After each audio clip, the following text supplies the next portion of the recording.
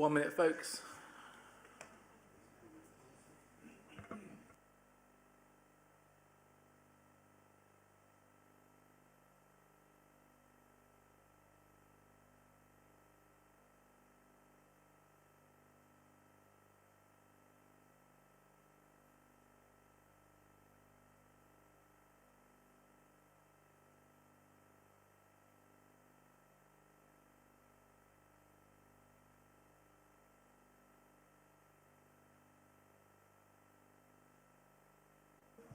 Live feed check.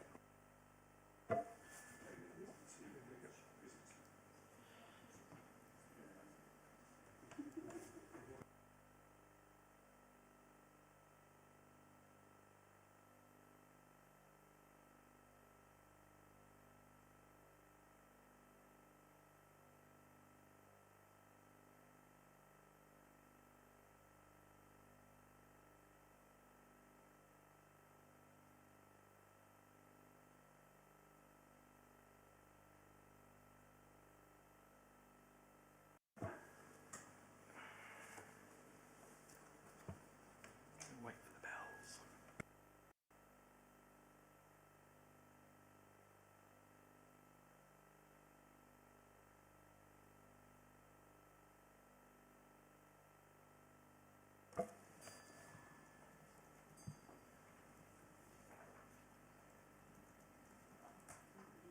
Evening, folks. It is 6 o'clock in the Town Hall in the City of Colchester, and welcome along for another scrutiny session where we have a lot to get through this evening. We will therefore try and be concise, lean and mean. We will have a break for comfort, and I anticipate that the evening will conclude around 9 p.m.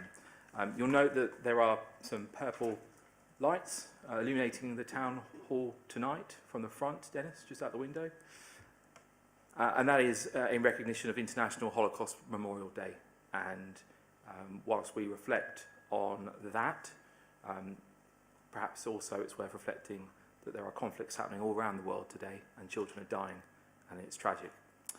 That's why it's lit up purple, and hopefully one day we will learn some lessons from the past. We have many members of the public here tonight, which is great to see. Thank you for coming along. I know that folks are watching at home, and it's probably salient for me to remind everyone and folks at home that the function of this evening is for Scrutiny to look over the business case for the HRA and the budget for the financial year coming up, and we have to make sure that those figures balance. And whilst there may be some political divides, or there may be political priorities that go behind the budget, tonight we have to strike a balance between allowing the politicians to have a conversation in Cabinet and the Chamber when we have full council, and tonight hopefully we can get granularly into the figures and park aside some of that tribalism that sometimes seeps in, but it'll be a difficult balancing act. I don't know why I'm getting feedback. The meeting is being streamed live. Discreet use of mobile phones is okay. I'm Councillor Darius Laws. I'm not in the best of moods, I have to be honest, because my car has failed its MOT and I've spent a fortune on it, and so for the next couple of weeks you might see me looking even more dishevelled than I ordinarily do, because I'm going to be cycling everywhere. But there we go. I tried to do the right thing and run a car into the ground and not go and buy a brand new electric thing which would have had lithium from parts of the world that are having children mined. But there you go. So, members, I will try and find some resurgence of positivity as we go forward. It's only just landed the news about my MOT. So let's have introductions on the left, please. Councillor Vanessa Moffat, Mile End Ward. Councillor Paul Smith, St Anne's and St John's Ward. Councillor Kayleigh Rippingale, Newtown and Christchurch Ward. Councillor Richard Bourne, Newtown and Christchurch Ward, and I'm substituting for Councillor Osborne. Thomas Rowe, Rural North Ward. Dennis Willits, Lexton and Braeswick Ward. My MOT is in a week's time, Chairman. Lucy Bredman, Strategic Director. Owen Hell, Democratic Services Officer. Philip Sullivan, Chief Executive, Colchester Borough Homes. Julie Young, portfolio holder for housing and health. And just to try and make you feel a bit better, Chair, I haven't driven for 3 months, so I'm entirely dependent on the buses, which you learn a lot doing that, going around on the buses, so be grateful. Julia Havell, Savills Affordable Housing Consultancy. Jeff Beale, Strategic Housing and Assurance Manager for Colchester City Council. Thanks, Jeff. Thank you very much, Councillor Young. I'm just worried about my wife and the football boots in her car at the weekends for the next few weeks. But there we go. Right, we have no urgent items. We've already had substituted noted. We've got declarations of interest. Members. Councillor Smith. I am a member of the Board of Colchester Borough Homes, and so must declare that as an interest, though under guidance from the monitoring officer, I may stay and participate in this meeting. Excellent. Councillor Fingal. I'm also on the board of Colchester Borough Homes and declaring that interest. Okay. Thanks, folks. Minutes. We have no minutes to review tonight. General have you say. We've had, I think, visiting councillor contribution and Miss Scrutiny Cooper, who has submitted some words to have her say. So on that note, Miss Cooper.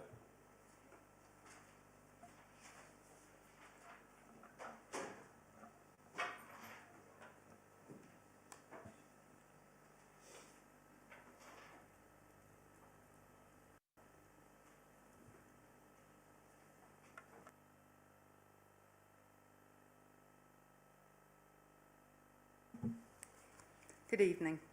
In December's Governance and Audit Committee meeting, Andrew Weaver stated, Council is committed to maintaining the highest standards of governance, including the elimination of fraud and corruption, and ensuring that all activities are conducted ethically, honestly, openly and accountably in order to protect public safety and the public purse. The Ethical Governance Statement 2024-25 on Colchester Council's website says, we will take all reasonable steps to ensure that concerns are investigated and appropriate action taken where necessary. This was signed by the Leader of the Council. Despite extensive evidence provided on EMF harms and fraudulent 5G applications approved by Council, at Cabinet in March 2024, no one was remotely interested in exploring public health concerns before approving more 5G masts. At Scrutiny in February last year, Councillor King stated, our intentions are honourable. We recognise our duty to the public. Yet he seems to continue to demonstrate an inability to weigh evidence impartially. In July, Councillor King stated Council would soon secure independent advice with regards to 5G safety and share it. The response to FOI requests received in November states the information was deemed exempt from disclosure because it was scheduled to be published imminently on the Council's website. Has this been done? A video sent to councillors with regard to the Cheltenham Borough Council 5G court case highlighted a rubber-stamped approval for an application for a mast siting that would place residents within the public exclusion zone. The Council completely ignored all valid objections and evidence put forward by residents. The Council was taken to judicial review on the basis it failed to assess material planning considerations in its decision-making policy, relying instead on an ICNIRP certificate. The Council was found to be in error for not taking into account the effects of EMFs for people wearing medical devices. Cheltenham Council, working with a telecoms operator, desperate to overturn the decision demonstrating increased risk to those with metal implants, spent £100,000 of taxpayers' money trying to appeal the High Court decision, knowing full well there were vulnerable residents living inside the public exclusion zone. In order to fulfil claimed ethical governance, will Scrutiny commit to securing and making available the independent advice with regards to 5G? To ensure residents aren't exposed to institutional failures elsewhere and to protect councillors from personal liability, 5G mast applications and installations must be revisited. Council needs to consult with residents within a 500-metre radius and obtain the exclusion zone information for each mast in order to perform basic risk reconciliation to ensure public safety. Thank you. Thanks, Ms Cooper, and thank you for coming along and having your say, which is being recorded as a matter of public record. We do our best to try and facilitate you coming here, and I'm very happy that you are here, but I'm not going to comment specifically on what you've raised tonight, because I think you have been having regular discourse with the leader, who I think has also been enlisting probably officers from planning with regards to the specifics around masks. So I just wonder, Councillor King, since you have graced us this evening, do you want to say a few words on this? And if you would like to, I'm quite happy for you to join us permanently at the table if you'd like, since as you are here and you are primus inter pares.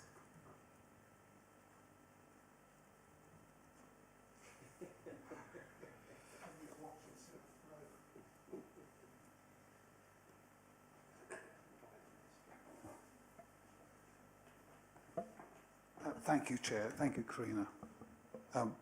There have been exchanges over a period of time around planning. I won't go into that, but your point about the 5G independent report, I know that it's been received. My understanding, it was published in November of last year and placed on the website. I was having a quick look and I couldn't get to see it straight away, but I would ask that officers send that to you directly after this meeting.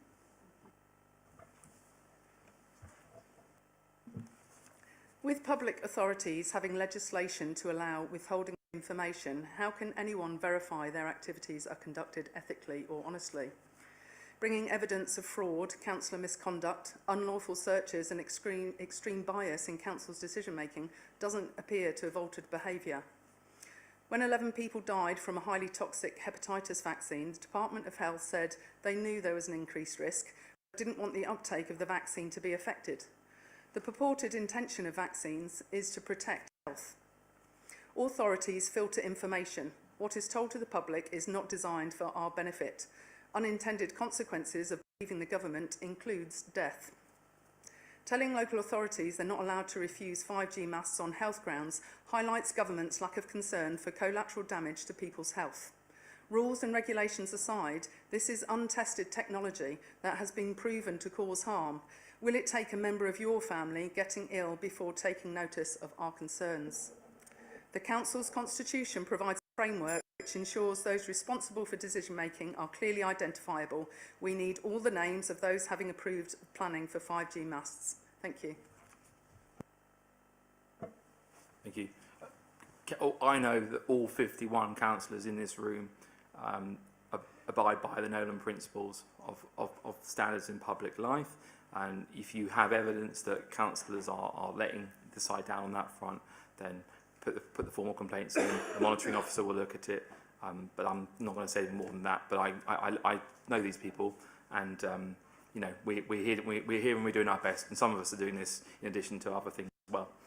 And tonight we've got 208 pages to get through, so we need to get through it tonight. Karina, thank you. I'm also doing this in addition to the stuff that I have to do. Thank you. Thank you. Right, Mr. Clark, any other public contributions this evening or visiting councillor statements? We have a statement, pardon me, from Councillor Trefolu that relates to the budget item. So if you'd like, I can read that out just prior to that item. So it may all if it's just tie a budget, together. then let's do that then. Yeah, that makes sense. Okay. Good. Decisions taken under special urgency provision, there are none. Cabinet or portfolio holder decisions called in for review, there are none. Items requested by this panel. Councillor Willits.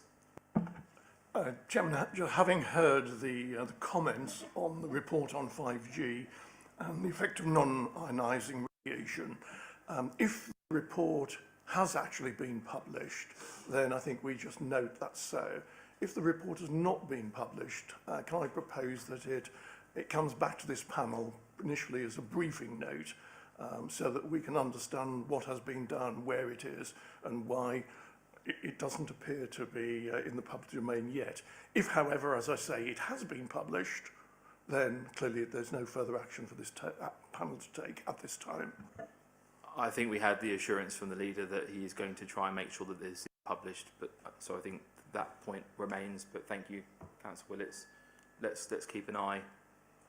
I'm sure we'll be told if it isn't published. Thanks. Okay. I think the point was, it hasn't been published. The work item should be the panel should know why it's not been published. If on the other end it has been published, that's fine. I see nods, so everyone is in agreement with the point you're making, Councillor Willits. Thank you. All right. Item 9, items requested by members of the panel or other members? None. So we therefore move on to item 10, the 30-year housing revenue account business plan. Yes, Councillor King. Sorry, I am off form tonight. Thank you. It has been published, but we can ensure that the committee have get sent a link. Thank you. Okay. 30-year housing revenue account business plan. Of course, we had this in July last year, but things have changed a little bit. And here tonight to talk us through this is the portfolio holder for housing, Councillor Julie Young, accompanied by her able officers. Councillor Young. Thanks very much, Chair. Good evening to you and to members of the Scrutiny panel. I want to briefly outline the key points of our updated housing revenue account business plan, which sets out how we will manage and invest Colchester's council housing over the next 30 years. Despite difficult financial conditions, the updated plan remains sustainable. It protects essential services, maintains safe reserve levels and continues to fund investment in our homes. A few major changes stand out. First, rents are expected to rise by 4.8% from April 2026, in line with government rules. This increase helps stabilise the HRA so we can keep delivering repairs and services tenants rely on. Borrowing costs have risen sharply, so we've made more cautious assumptions to protect the plan over time. We're also strengthening our commitment to energy efficiency, adding 6.75 million, so all our homes reach EPC or better by 2030. This is vital for both compliance and helping tenants with their energy bills. The plan still supports building and acquiring new homes, including bringing forward 15 additional acquisitions to help reduce the number of families in temporary accommodation, with more than 2,400 households on the housing register and around 500 homeless households needing temporary housing. This work is vital. We know how important repairs and maintenance are to tenants. The plan maintains investment at levels consistent with national benchmarks and ensures we continue to meet the decent home standard. Risks remain, partly around borrowing and inflation, so we've increased minimum reserves to 10% of turnover, and we will keep reviewing the plan every 6 months to respond quickly to changing conditions. Finally, I want to thank the tenants who took part in surveys and focus groups. The feedback, especially around repairs, has directly shaped the decisions in this plan. In summary, this updated HRA business plan is responsible, balanced and future focused. It protects the quality of our homes and supports those most in need and ensures long-term financial stability. Thank you, Chair. I'm going to hand over to Philip Sullivan, who's going to go into a bit more detail of the plan. Can I just check, because Councillor Sunnox did indicate he wanted to have a brief moment on this item, and I jumped to Councillor Young after the presentation. Okay, in addition to having your say at the beginning of budget, that's fine. Right, Philip Sutherland, good to see you. I mean, I can just to warm you up and to try and get in a more positive state of mind. It was really pleasing actually to see the comparisons between the English average authority figures. I mean, you've been on an upward trajectory over the last 3 years in terms of satisfaction, all bar one line, I think. So that's some good news that the tenants are feeling that. I also note the pragmatism around EPC. Well, you've got to do EPC standard C, but you're being pragmatic with regards to the broader net zero conversation, because clearly it's unachievable to go net zero. Just the money simply isn't there. And you're right. I think if you've made an ideological decision not to pursue it, that's a very sensible, pragmatic decision. But there are some other things I wish to ask. But over to you for now. Thank you very much. If I just share my screen, if that's okay.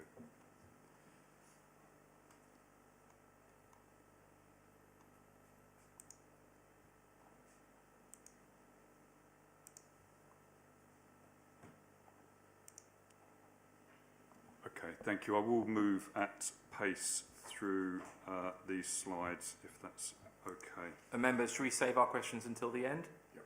Because we've not got many slides, so we can do that, and I'll come around the table.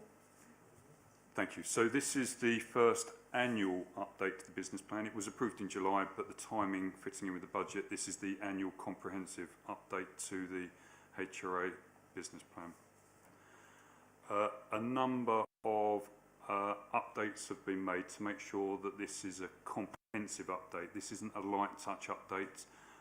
You can see from the slide there some of the examples of the updates that have been incorporated into the business plan, including completely up-to-date stock condition data and assumptions have been updated as well to make sure that they're fit for purpose. The key changes between the July approved plan and the draft plan are set out there. So the portfolio holder has absolutely rightly highlighted the rent increase at 4.8% being above the 3% assumed in the plan. Again, as highlighted by the portfolio holder, we're making more prudent assumptions for borrowing. Additional garage income, because we have let them faster than expected on the back of a project from the HRO review, and additional service charge income. Again, more investment to make sure that we achieve that EPC C or better by 2030, and accelerated acquisitions to help us and Colchester do our bit in terms of the housing crisis and the temporary accommodation challenges that we have. And some costs in there as well to ensure that we can deliver operational activities over the next 12 months.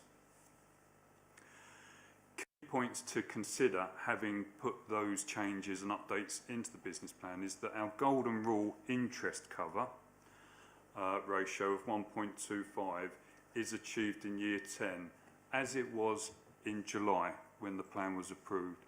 But all things being equal, it should have dropped down to year 9, because this is a year ahead. In fact, that golden rule would have been achieved by year 5 had it not been for us inputting more prudent borrowing assumptions in terms of the interest rates into the business plan. So we could have suggested a plan with a year 5 a prudent position in terms of interest cover ratio, but we've taken the opportunity to be more prudent on a key assumption. The approved business plan provides for the Heart of Grinstead residential development, and the plan demonstrates the indicative considerations for the business plan. In terms of key points to consider, you'll see on the slide there, all borrowing decisions are taken on a scheme-by-scheme basis, individually financially appraised, assessed on an annual programme basis. All borrowing is taken in line with the Council Treasury Management Strategy and, crucially, the Prudential Code. And you can see that that ensures that it's affordable, sustainable and prudent. The plan is going to Cabinet tomorrow evening, and so I'll pause there and open up for any questions or comments. Thank you very much. Great. Okay. Councillor Sunnox.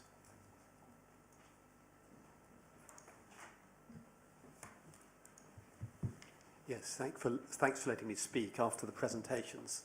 Nothing I've got to say is anything different from what I've been saying for a couple of years, except that the plan doubles down on the problems. It does now get a decent interest rate in, so tick, great stuff. And obviously the extra rent helps do that. But it's accelerated the capital expenditure programme and increased it. And this is, you know, this is a political decision, but I feel the scrutiny panel ought to look at the prudential aspect of it, because that is not done by GNA. We had a session at the Governance and Audit Committee where the chair refused to, didn't want us to actually look at the figures and consider whether it really was affordable or not. And here we've got just this huge capital investment programme in new stock that dwarfs those of our LGR neighbours, and it's a political decision to do it. But how will that debt ever be repaid? And I feel the scrutiny panel ought to ask the question of the evidence, and they ought to look at the graph that's in the report. I think it's table 1.1 or something, which just shows the debt increasing towards the sky. And it has two lines on that graph. It's got the red line, which is our projected borrowing, and the black line, which is our borrowing capacity. And the two don't cross over for 10 years, as Philip Sullivan has just explained. So we are beyond our borrowing capacity for the next 10 years. That's pretty serious. We ought to ask some questions about that. Then we ought to ask some questions about the black line. The black line is using a definition of interest cover that is completely different from what is done in any other, it's completely different from what they do in housing associations, what they do in the private sector, and it slips through on some complicated SIPFA rules that are designed for accounting, but this is wrong, this is economically wrong, even if it's accounting right, it's economically wrong. And there were some heavy warnings coming from Savills that this is on the edge. And I think that's a very, very serious thing for this committee to trust. Given that the Governance and Audit Committee is not looking at prudence, I think this committee or someone needs to do it. And the other thing is that the management costs, management and supervision costs, the total of the CBH fee and the other management and supervision costs, you can see them there in the table, they've increased as well. And we put forward a budget amendment last year with very good benchmarking evidence drawn from statutory accounts, not audited accounts, because councils don't seem to get their accounts audited anymore, but certainly standard statutory formats, checking that we're comparing like with like, and we are way out of line. We're about 2,400 per dwelling, and other ones are about 1,300 per dwelling. We're knocking on for double where we should be on that, and we ought to be looking at that. So I would argue that if we want to invest so much, we need to be generating the cash flow to support it by cutting our costs back and showing that that red line in the diagram bends downwards at some point, and make sure we're very sure about spending. Once you've spent the capital expenditure, you can't go back. I'll leave it there. Okay, and I will hold your right to reply till later, I think is the best way of doing this. So I just want to build upon your comment and quote directly from the report, because this might help. We've got to be transparent about this. It's in the report. It does reference on page 23 that borrowing may be higher than prudent. That's in the report. And then specifically with regards to the Hart-Greenstead scheme on page 54, it says the scheme does not necessarily deliver value for money. That's in the report. So I think we do, if we can in the next few moments, if that can be covered off as to why that is happening, I think we all should know about that. And I will bring Councillor Summix back in. But for the moment, Councillor Summix, are you able to rejoin members of the audience back over there? But I think, Mr. Sullivan, I will let you reply to the generality of that, and we'll have the conversation and welcome members in as well. Thank you. If I can start, and then perhaps Julia may choose to come in. In terms of, I mean, thanks for all of the points. They're all important points. The first one, in terms of the acquisitions and them being next year, they were in the approved July 2025 business plan. We are accelerating them. That's 15 acquisitions we're bringing forward, and we're doing it because of the housing crisis. You know, we're not doing it for any other reason than the local residents need the accommodation and the peripheral benefits to the council in terms of reduced use of temporary accommodation, and that's better accommodation as a result of this and more cost effective for the council's general fund. These properties are being ring-fenced to people to whom we owe a full homeless duty. So there are significant benefits to residents and the council. I think a key point from my perspective in terms of the borrowing is that the borrowing can be serviced. Now, in terms of the graph that you've mentioned, that's based on that prudent income cover ratio, the golden rule of 1.25.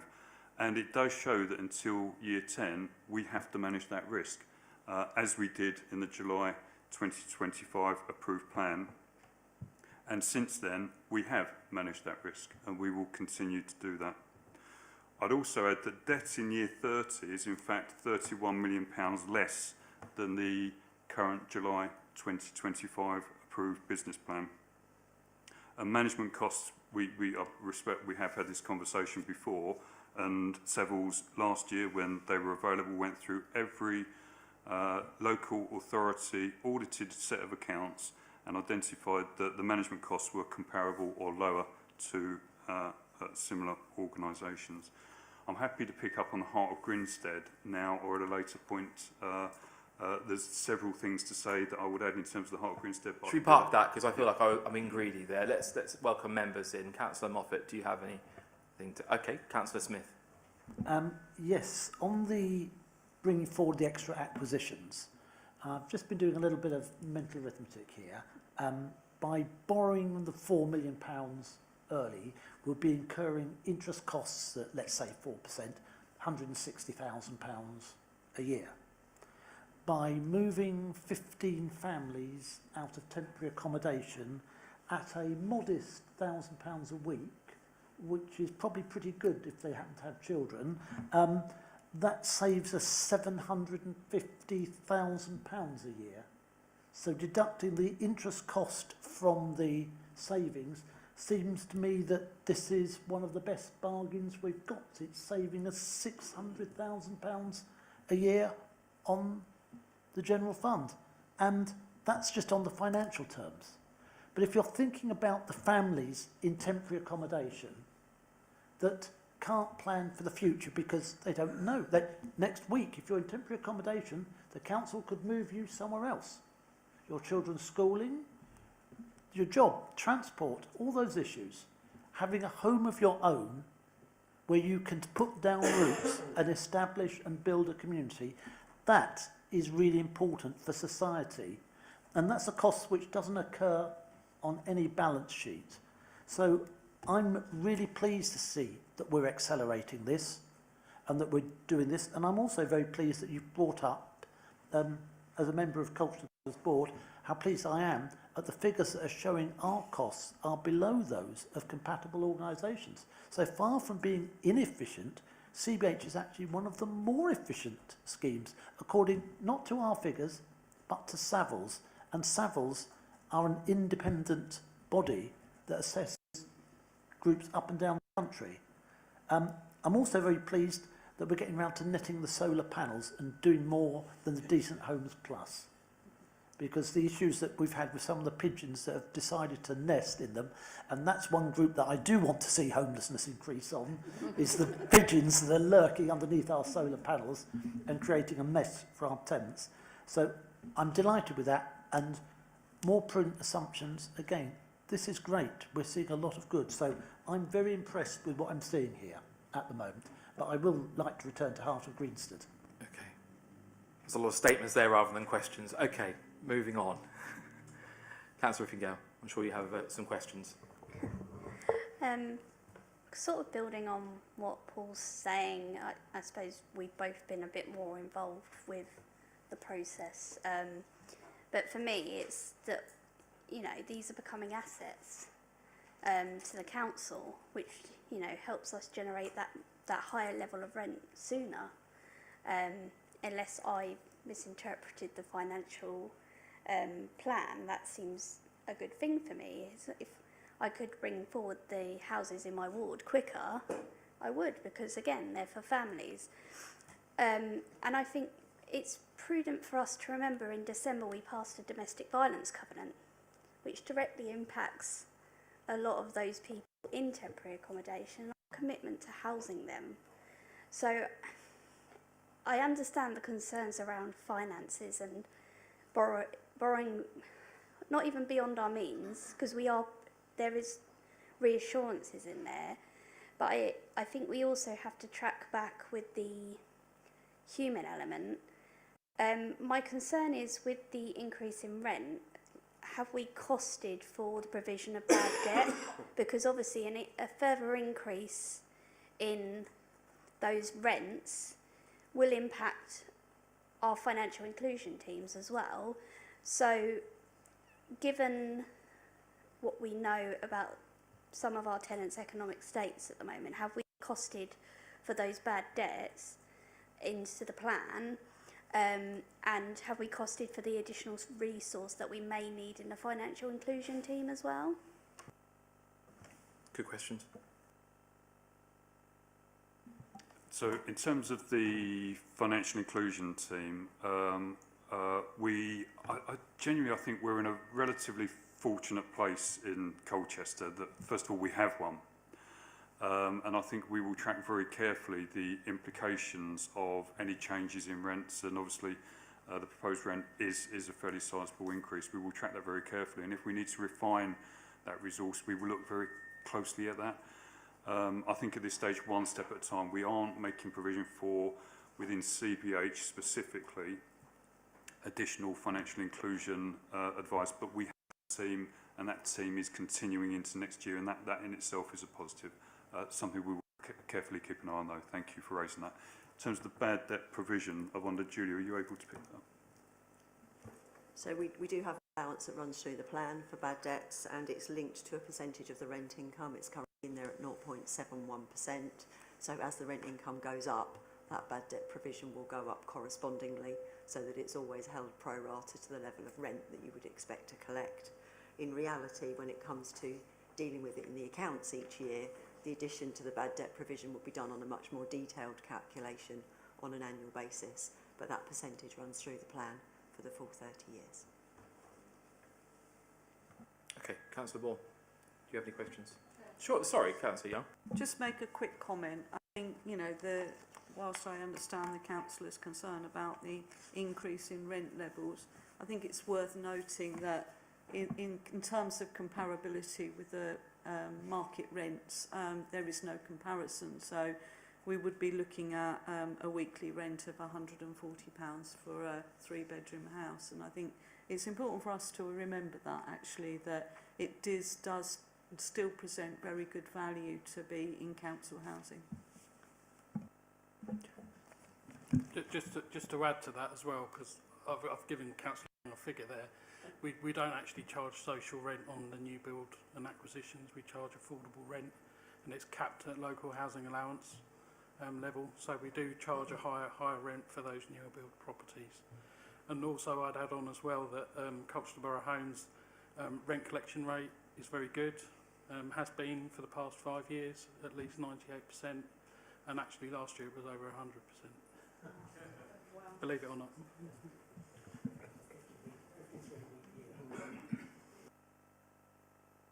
Councillor Bourne. I would just like to make a few general comments about business cases. I must admit, I find the 30-year business case a bit interesting, to say the least. I think people are moving away from 25-year PFI projections. They're trying to, all right, you can have a strategic structure for 30 years, but the important thing is that you've got flexibility in your planning, so that when your assumptions turn out to be completely wrong, which they usually are, you can adapt to the real world. As regards the business case, I mean, not referring this specifically, but I think it is possible to create a business case for the use of an ALMO which would meet all of the criteria that you would need to apply. And similarly, you can make a business case for investment in the way that we're doing it at the moment. The critical factor is, though, that you bring in things like social good. And when you begin to focus more generally on that kind of gain, which our colleagues at the Treasury tell us we must do, and we must monetarise them, then I think the case, and Councillor Smith's already set out how that would begin to map out. So if you are, this is not a profit-generating business. This is something which is being done for the social good that it raises, and once you factor that in, then the equations all make sense. And as far as I can see, this plan's sound enough from that point of view. Okay, Councillor Rowe. Thank you, Chair. I suppose I just want to sort of, to Councillor Smith's point around the consideration of the number of people in temporary accommodation impacting the business case. I think that the trouble is with these calculations, and I had this conversation in the last meeting as well, it assumes that the number in temporary accommodation remains at 0, and that the people that we move from a temporary accommodation into these houses, we don't then get a backfill of more people that are in trouble that we have to move into temporary accommodation. At which point, are we really saving it, or are we, are we just moving the problem around? So I do think that that needs to be sort of thought about. Also, I think it was sort of pointed out there as well that these, yes, they're assets, but ultimately the assets that are below market rent, because obviously we're charging a below market rent on these. It is true, this is what we just said. So I think, in my mind, the question isn't shouldn't we be doing this. I understand the social impacts of it. I just don't think, again, it boils down to, is this the most cost-effective way of doing this? And I'm not entirely sure that it is. And I think the proposals that we've set out in the past are probably, but ultimately it's a political decision. It's a political decision to be made. From a business case perspective, I don't necessarily think it is the most cost-effective way for us to manage this. Are we pointing that around the heart of Greensill, or we want to talk about that later? I suppose we should do that later. Let's come back to that. We'll come back to that. It's quite a meaty piece. I've got a few other points to sort of raise. But so just for the benefit of folks watching at home and anyone here who maybe doesn't diligently watch Scrutiny all the time over the years, I think it's important for me just to contextualise that Councillor Rowe is referencing, although not explicitly, he's referencing having previously made observations that he has always been quite passionate about exploring modular temporary accommodation to accommodate the crisis situations. He's been very straight with that. That's his view. I just want it to be recorded here so that folks at home know that that's what you have been doing in the past. So you've thank you, Chair. I didn't want to sort of be a stuck record and go over the same thing. I think everybody, with respect to Scrutiny, understands where I sit with that, and I still wholeheartedly believe that. With the point around the 30-year plan, look, I agree, right? I think it's a long plan. You know, multiple things can happen in that time. There's there could be a change of government. There could be a change in, housing minister. There's all sorts of different things that can happen that can sort of derail these plans. And for us to just assume that these things are going to work out over 30 years, I think is incredibly risky. And we're ultimately taking a gamble with taxpayers' money over a very long period of time with let's be honest, a questionable track record in these kind of investments. I don't think that we've got, well, I won't go into that here. And I feel very uncomfortable with the level of debt that we're piling onto, ultimately, future generations. And they're the people who are going to have to pay for this. And if it goes wrong, or there's some sort of shock that we haven't thought of, then it's only going to get worse. And I'm very uncomfortable about these sort of long-term plans where we spend a lot of money, where we really get to the edge of where we are. I think that we really need to think about this sensibly, and I don't think we have. Okay, Councillor Young. Yeah, I mean, if I can pick up the modular housing, I think I responded to you the last time this was raised. We did have quite a deep dive into analysis of whether it would be suitable for us. And there were various things that we learnt in that process, but I'm sure we can, supply you with some of that information that we gathered at the time. But what we did learn through that process is you need a big site to make it worthwhile. It requires, quite substantial movement in terms of crane movements, for example. So some of the sites, we looked at actually Military Road as a potential site to actually deliver modular housing there. The balance between a traditional build and a modular housing project came out still with that level of development in favour of a traditional build approach. So we discounted it for Military Road, but it doesn't mean that we won't look at that in the future when a site presents itself, which we can actually take advantage of economies of scale. But in addition to it needing to be a substantially sized development, we also have to look at the supply chain as well. And at the time we were looking at it, there wasn't that reassurance that we could gather that we could actually get a supply chain that would be able to deliver in the way that you're suggesting. I mean, we looked at some fantastic units. We went up to Romford and looked at the foyer project there and people are really happy in them. So it's not something that we've discounted, it's something that we didn't think it was appropriate at that moment in time.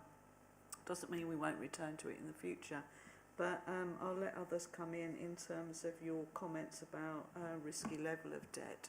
Yeah, I appreciate that, Chair, and as I said, I have seen the information. Personally, I still think it's a political decision, but that's just something that we're just going to disagree on, and I think that's fine. So it is what it is. Thank you. Did you want to, Mr. Solomon, address the debt, the generality of the debt over the long period of time? I mean, are there other housing associations almost doing this type of 30-year scheme that you can draw upon as reference? So all housing associations have a 30-year business plan. They have, where we have introduced a golden rule of 1.25 interest cover ratio, they have funding covenants. So it's not a golden, well, they may have a golden rule, but if they breach them, the sort of their relationship with the banks can become very strained. So this is normal practice to project it over 30 years, but also just almost to refer back to an earlier comment, it's absolutely right that we keep it up to date so that the assumptions do remain live. This isn't 30 years and it sits on a shelf. It's very much a live document. And just a brief observation. I mean, I actually agree with the comment that, you know, we could move people from temporary accommodation into the new properties that we're acquiring and to backfill the temporary accommodation. But the reality is, if we don't have the permanent housing to move them into, we just need more of the temporary accommodation. We have 300 households to whom we owe a full homeless duty who are waiting for permanent social housing, and they will just sit in temporary accommodation until it's available. So the sooner, through one form or another, we can have that additional affordable housing within Colchester, we will simply have those people who don't need temp accommodation. We owe them a full homeless duty. We have a statutory duty to them. They need that permanent housing, which is why the emphasis through the business plan and the strategic approach has been to put investment into new permanent housing, because if we had that, we wouldn't need the volume of temporary accommodation that we've got at the moment.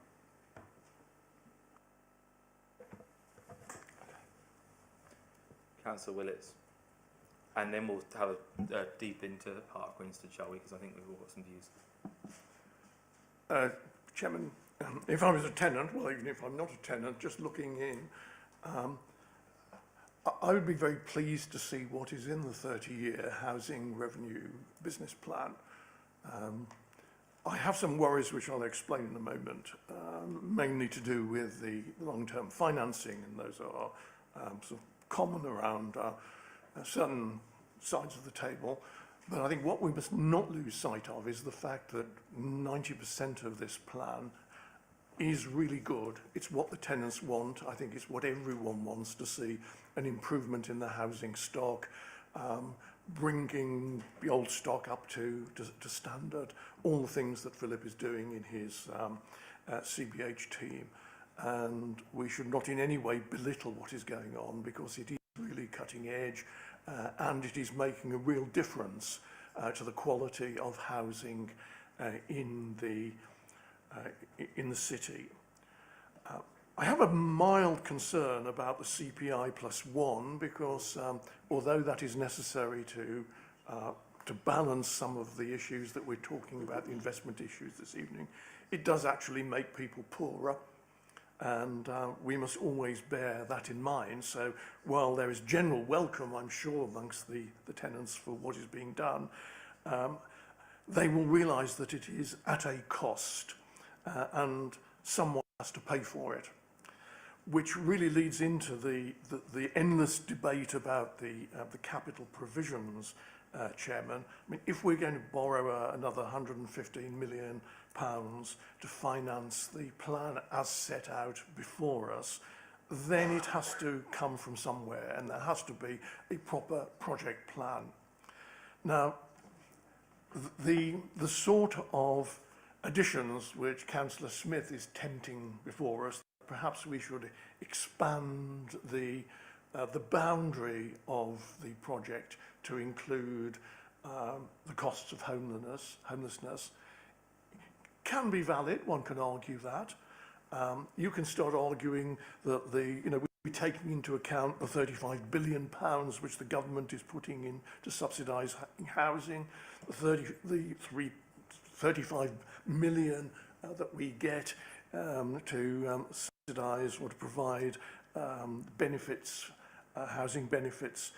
And the question is where we actually draw the line, because some things will be helpful, some things would not be helpful if we included them in the plan. So I think Cabinet has to take a decision, and I think perhaps we should have a recommendation from the panel this evening. The Cabinet needs to decide where the boundaries are going to be drawn on the housing revenue business plan, whether it is valid to include certain of the general fund expenditures which sort of cross over or could cross over into affecting the payback periods, or whether that is not possible either for statutory reasons or because of the way Cabinet wants to operate the accountancy of the city. But I think it's an issue which we should raise as a panel, and we should support the view of an analysis of whether it is possible and whether it would be helpful. And certainly, as Councillor Smith argues, it could be helpful, but perhaps it might not be helpful for the general fund. So I think that is a wider issue which we should be recommending that Cabinet could take on. That said, we are looking at a proposal which runs for 30 years and which has significant investment in the first 4 years. And that significant investment means that the risk profile which we're looking at will not really come down to an acceptable term for the first 10 years of this project. And it's been suggested that we should cover that with additional reserves, which is one way of doing it, but it does mean we will be tying up funds which could be used for other purposes, just as a contingency against the assumptions we've made in the project not turning out to be correct. And Councillor Vaughan is very wise in his comments about assumptions appearing absolutely valid on day one, but appearing rather flaky on day two. So we need to consider that. Now, my main concern with this is that we are investing in years 1, 2, 3 and 4. The risk profile is uncertain for the first 10 years. And that is indicated in the in Appendix 4, the Housing Revenue Capital Account projections on page 71. However, there is an assumption built into that we only need to provide additional housing for the next 4 years. And this is a point which we took up with Savills, and Savills said they would go away and think about it and how it could be managed in the project. But I've not heard anything come back. So if it is part of this profile that we have a deficit in housing, which will be fixed by the investment next 4 years, and then if we can hold steady with the assumptions we have for a further 6 years, then the project will look good. But the question I ask is, what happens in year 5 if we have a queue of people turning up at Mr. Sullivan's door saying we wish to be housed? People who've not been housed by the investment in the first 4 years. So what we then would need to do in year 5 is we reiterate this project and say we will borrow for another 4 years. And the assumptions may have changed, but assuming they've not, we will then be incurring further projects which will have flaky risk assumptions for the next 10 years. That is up to year 14 in the project, now becomes unstable. Then we just keep on doing that forever. And whether that happens and you have a project which gets increasingly unstable with time, because you have to keep reiterating those 4-year blocks of investment, and not being able to pay it back, the payback isn't certain for 10 years, that will go on forever. So there needs to be an assumption associated in this particular plan, whether at the end of the 4 years, we will effectively be able to say, everyone who needs housing has now been housed. There'll be no future people turning up on the door of CBH saying we need a house, that we have solved the problem, because that is what is implied in the way this project is presented. Now, if that is not so, and if the investment for 4 years and the risky profile for 10 years only solves what we can see at the moment and doesn't see what we can see in the future in terms of a continuous stream, and I certainly believe, Chairman, that we are not going to solve the housing problem in Colchester by this investment over 4 years and a risky payback over 10 years. I believe that there will be a continuous stream of people coming to us, because we're an amenable council that tries to help people, that tries to provide temporary accommodation when it's needed, which carries out its statutory duties. So forever, we are going to have people arriving at our door saying we need to be housed. It won't stop in year 4. And so we will have to continue this process forever. And it will get flakier forever. And that is the dilemma which is not addressed in this paper. I was hoping that Savills would have come back when we first raised this particular issue with them, but they have not done. And I've not received an explanation of how we close down on this particular project without extending it forever. Can I stop at that point, Chair? Yeah. Thank you. I mean, again, very important points. If I try and cover them and then perhaps bring Julia in at the end if she's got any further observations. I mean, thanks very much at the start in terms of, I agree with you, there's lots of positives in here from a tenant perspective, and this is tenant money at the end of the day. This isn't taxpayer money, this is tenants' rent money. So maintaining the decent home standard, in fact, decent homes plus, achieving EPC C or better by 2030 in all council homes, and it provides the resources to make sure that the council can meet the increasing burden of regulatory expectations on it. So there's lots of positive news in here for tenants. In terms of the CPI plus 1%, and the fact that is that also to give you some comfort, that is ring-fenced into the HRA. That won't leak out. So tenants through investment in existing homes or acquisition for new tenants will benefit from it. It doesn't leak out. In terms of the boundaries between the HRA and the general fund, it's very clear. So where we're talking about the benefits to the general fund, that is indirect. So the acquisitions are acquiring or building new permanent social housing. That's a HRA activity. Now that new permanent social housing, people who live in temporary accommodation can move into. And that's the bit that benefits the temporary accommodation problem and the general fund. But the HRA resources are for building or acquiring new permanent social council housing. So there is a clear distinction there. We've taken some positive steps again with the support and help and hard work of the portfolio holder to create local lettings policies that actually provide that direct benefit to the general fund, but the two don't meet. It's different types of housing that we're providing. And in terms of the risk, again, I completely agree. You'll see in the business plan that we've set out some of the risks and some of the mitigations against the risks. It does provide risk. You know, that's a decision that is being taken, that it does provide risk. But we have set out some of the mitigations, and we could, you know, particularly with acquisitions, turn the tap off a lot quicker than on a new build scheme. We could slow down some of the investment in existing homes, but it will catch up with us at some point. But we could. There are a number of mitigations that we've identified. And then finally, again, important points, but the reality is the housing crisis in Colchester, in my view, will not disappear in year 4. You know, this is a generational issue.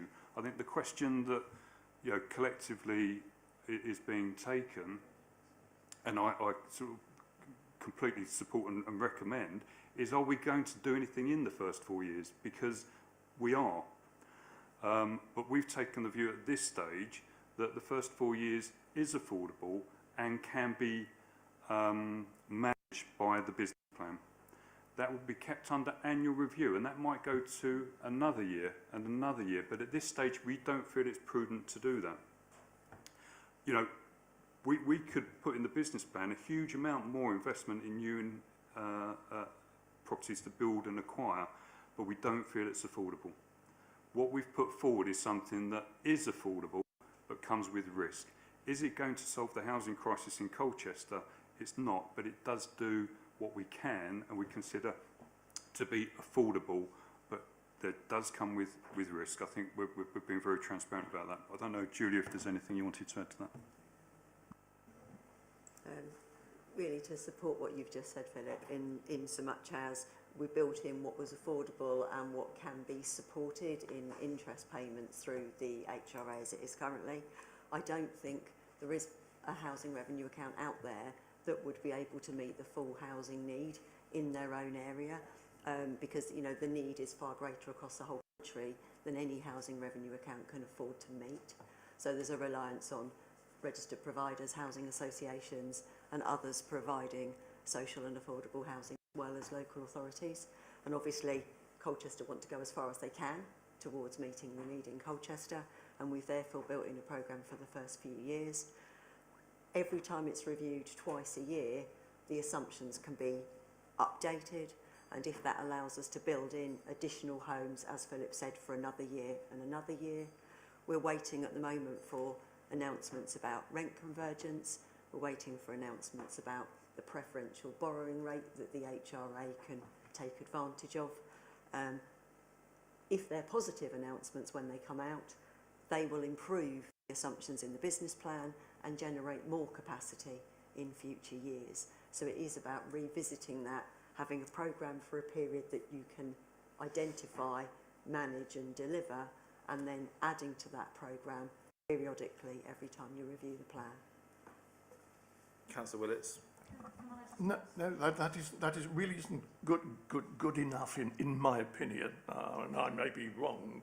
This is a 30-year housing revenue business plan, and what it is saying is that we invest in development and acquisition 24 million, 29 million, 42 million and 31 million for the next 4 years. And it is then suggesting that it solves the problem.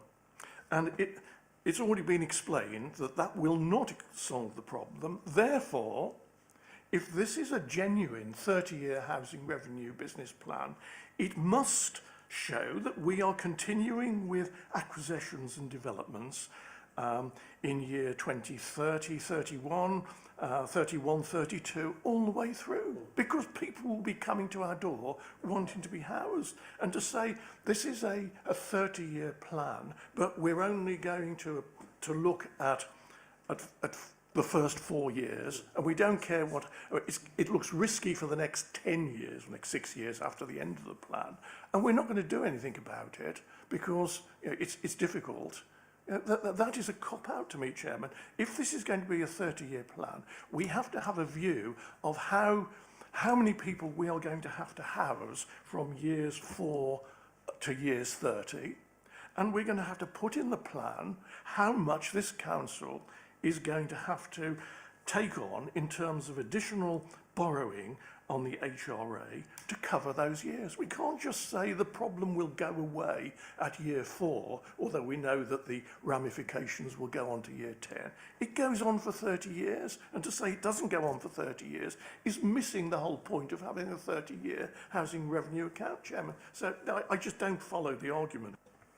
Okay, I will bring Councillor Young in, but I did see a shaking of the head from a councillor over here who has probably a more astute financial brain than I do. But so I'm happy for an intervention from Councillor Smith.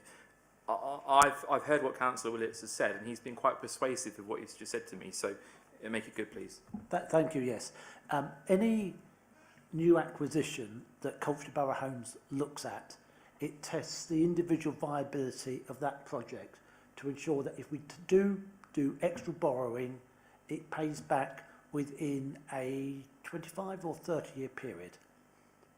And that will see it there. So in year 5, I quite agree, we will be looking to build some more houses. But those projects will only go forward if we can show that by borrowing that money, it pays back within 30 years. It adds on to the level of debt, yes, but if you've got a growing business and you have growing debt, that's fine. You know, when I bought my first house, I bought it on mortgage. That isn't bad, it's good, because I was able to actually pay off that mortgage, and that was good. For borrowing a business like this, all businesses that expand, if you're using the money to buy assets, that's good. If you're using it to cover day-to-day expenses, that's terrible. And this business plan clearly shows that the money that is being borrowed is by producing real assets and not covering up day-to-day deficits. Councillor Bourne. Yes, we're almost getting into a seminar about what's a plan and what's a case. And I mean, I personally never look at a 30-year business case as a projection of the future, because it demonstrably isn't. It's a mechanism for doing some financial calculations. And I think what I read into it is that the immediate impact is going to be investment over the first 4 years. As far as I'm concerned, if you look as you're told to look at that investment properly, is it affordable, does it deliver value for money, then I believe that if you do that in the proper way, the Treasury sets it, the Treasury will explain to you how to do all these calculations, it's all set out in guidance. If you do the economic case properly and you bring in the wider benefits, then I think it's affordable, because we've seen it's affordable, and I think the economic case would definitely show that it was value for money. And on those grounds, there's no reason not to go ahead with it. You're absolutely right, in 4 years' time the world could be completely different. When you sat down to do the investment case again, it will be a completely different case. But that's why I think the 30-year thing gets in the way of some of the clarity of things. All the points you made are valid, but it doesn't invalidate what's been done here. I think the case for going ahead with new investment in the way that's described in the plan is good enough. We should support it. Councillor Young. Yeah, and I think, you know, we've seen in terms of the new government's commitment to housing that we've seen unprecedented investment with 39 billion being made available. I think that was last summer that announcement has been made. So there is a real drive to get more housing provided. The other thing, it reminded me of a comment that the former chair of Colchester Borough Homes made, I think, at an annual meeting, which I've not forgotten, and it said, in terms of supply and demand, it was like filling the bath with the plug out, because we were seeing resources and stock draining away. We will start to see a bit of a turn in that because of the new legislation that came in last November, which substantially reduced the amount of discounts that people who wanted to exercise the right to buy could enjoy, and the amount of time that you had to live in a house before that right to buy ability kicked in, which goes up to 10 years. So I'm not saying it's the panacea of the future and it will solve that problem, but it will start to help that problem. And it's basically looking at the unknowns. We don't know what's going to happen in 5 years, do we? I suspect that there will be a demand on our housing, but Colchester is no different to anywhere else. And if you go further, get to London, the problems get even bigger. It isn't a 30-year plan that just sits on the shelf, as we discussed earlier. It's going to be annually renewable. And this is what we're looking at today. We adopted the Housing Revenue Business Plan, we've reviewed it, and we'll be reviewing it again in a year's time. Okay, I've got Councillor Rowe. Councillor Sunnox is also going to come back in for his final bite of the cherry on this item. Councillor Willits, do you wish to make any more observations or any more probing?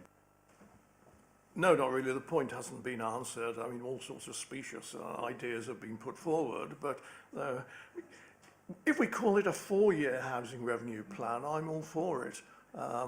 If we want to look beyond that and the capital the information on capital accounts is way beyond that, then it needs to be done properly. And you cannot just assume that, it's a silly assumption that from 4 years on, there'll be no one coming forward. And if they do, we can find some other way of doing the sums. I mean, it just doesn't anymore.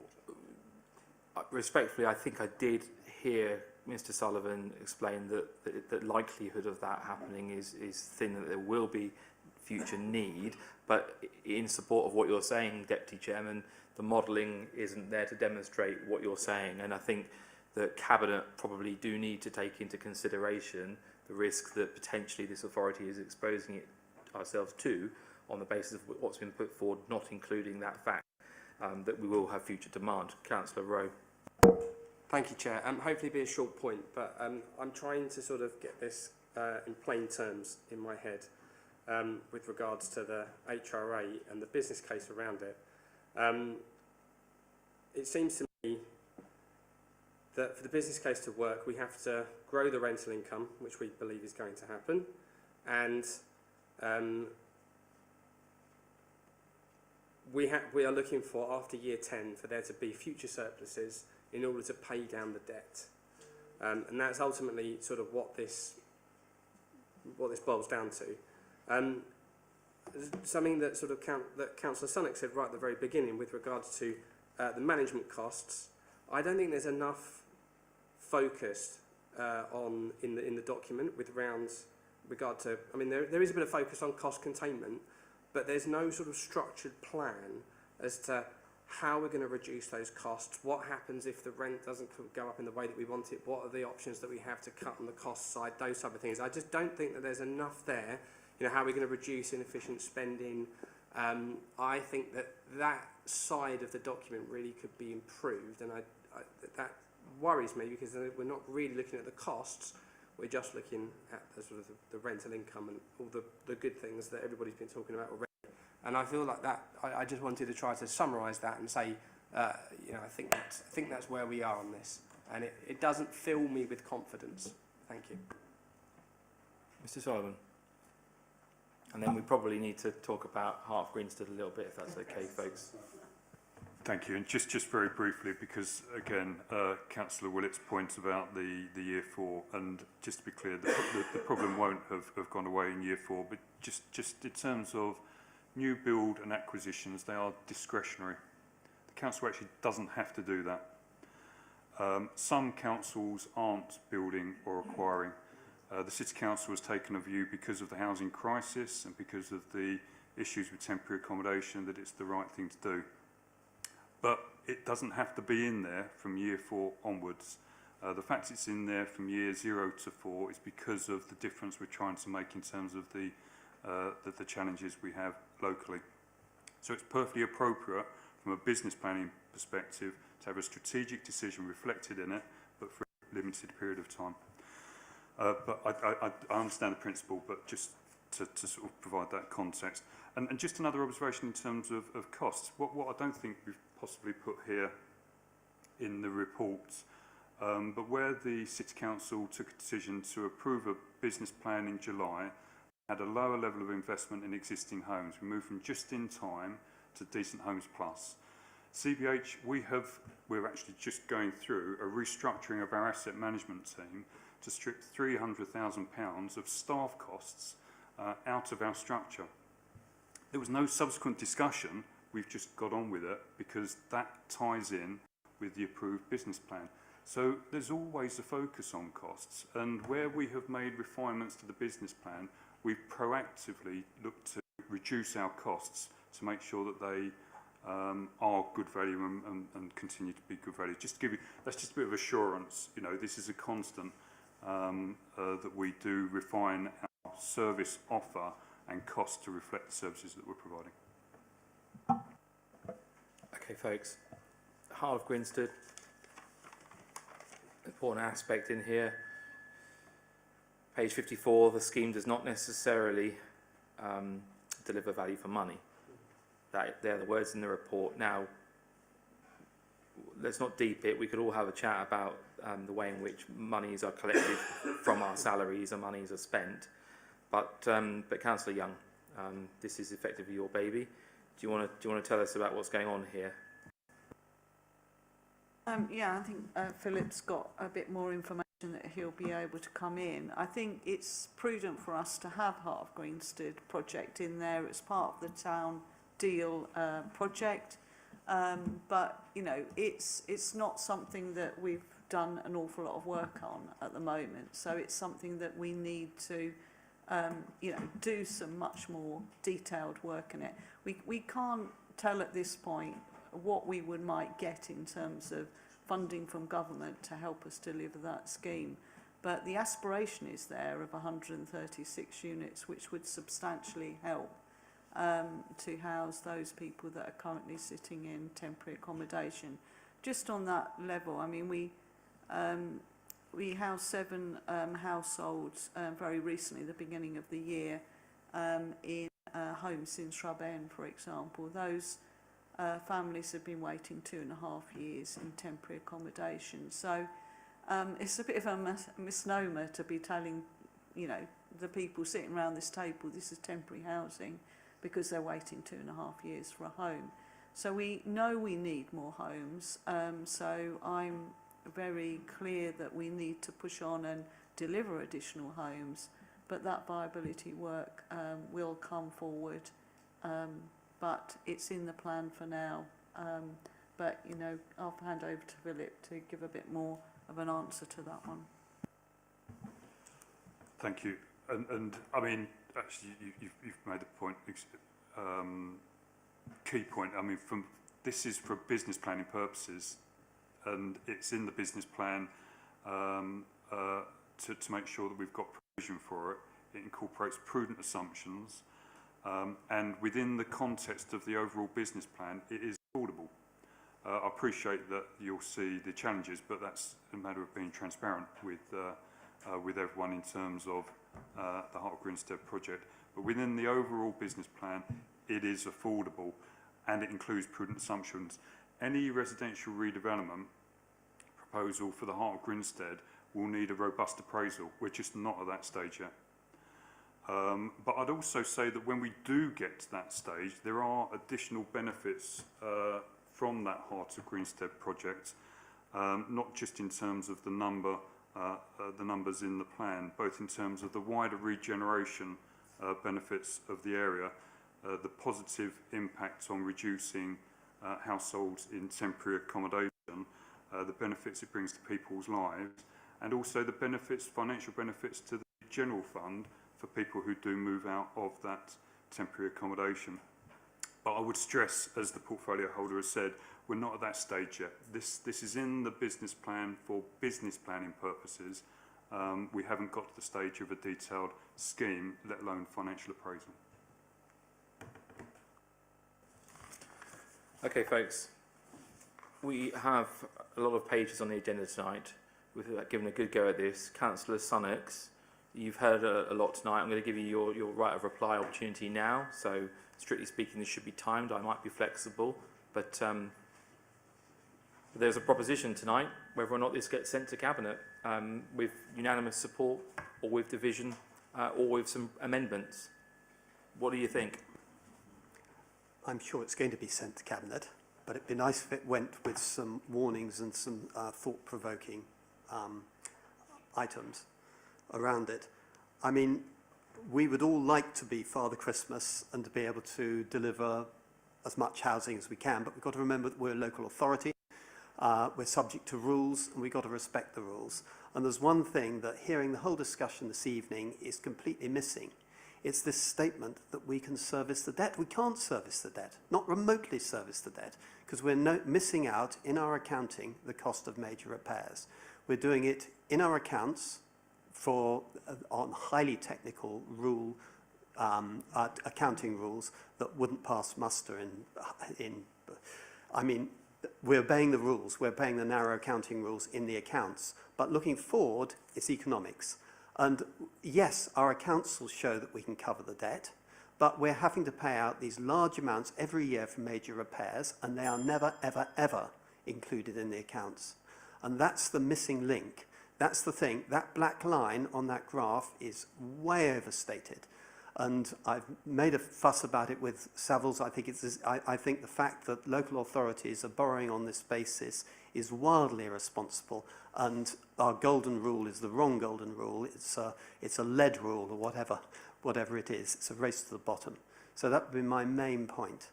All this green book stuff, it's lovely, but we're only a local authority and we have to obey rules. And we forget things like going out and acquiring every house that we acquire on the market is one less house available for other people we're not adding to the sum total of human happiness. We're just transferring something from the private sector to the public sector and burdening ourselves with debt. You get projects like the Heart of Greenstead, which probably should be in, city centre regeneration zone. It should be looked at on a green book basis.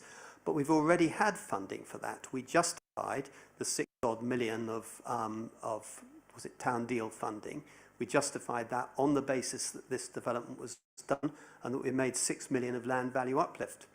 So if the Treasury came back and said, when we're looking for funding for it, I would say, well, you've had that. We should have looked at that before. So I think it'll be a very difficult scheme to do. But I would support going beyond normal commercial bounds on that. On the other development schemes, we should be ruthlessly measuring them against market values. Is there any commentary on the accountancy there that we could hear, maybe just for clarity? Yeah, thank you, Chair. So I think I disagree with the point that the debt can't be supported. The business plan demonstrates that the debt can be supported. We've been very clear that there are risks in the business plan that need to be managed, but there is sufficient resource in the plan to support the borrowing. There is a differentiation in the HRA between revenue and capital, and the business plan includes both the 30-year revenue forecasts and the 30-year capital forecasts.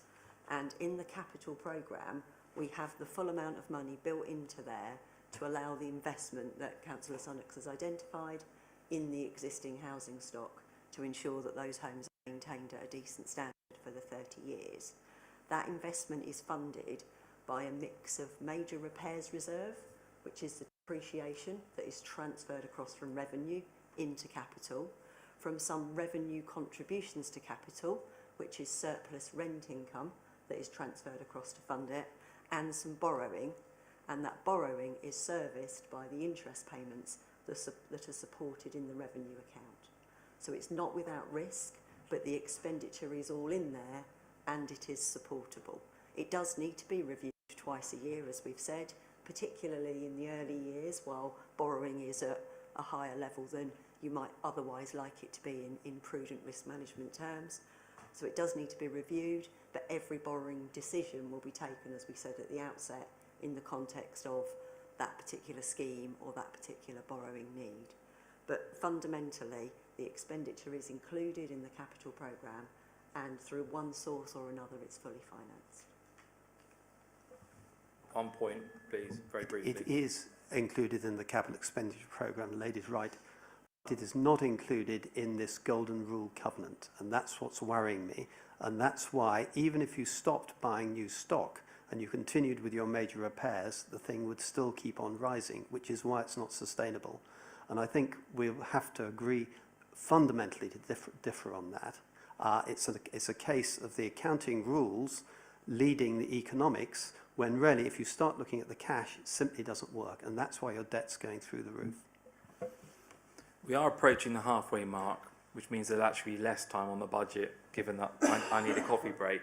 I'm wondering if there is anything that can be done here this evening to stop my feedback. There we go. It's not a mobile phone, is it? I don't know. Let's try that. I've got that voice.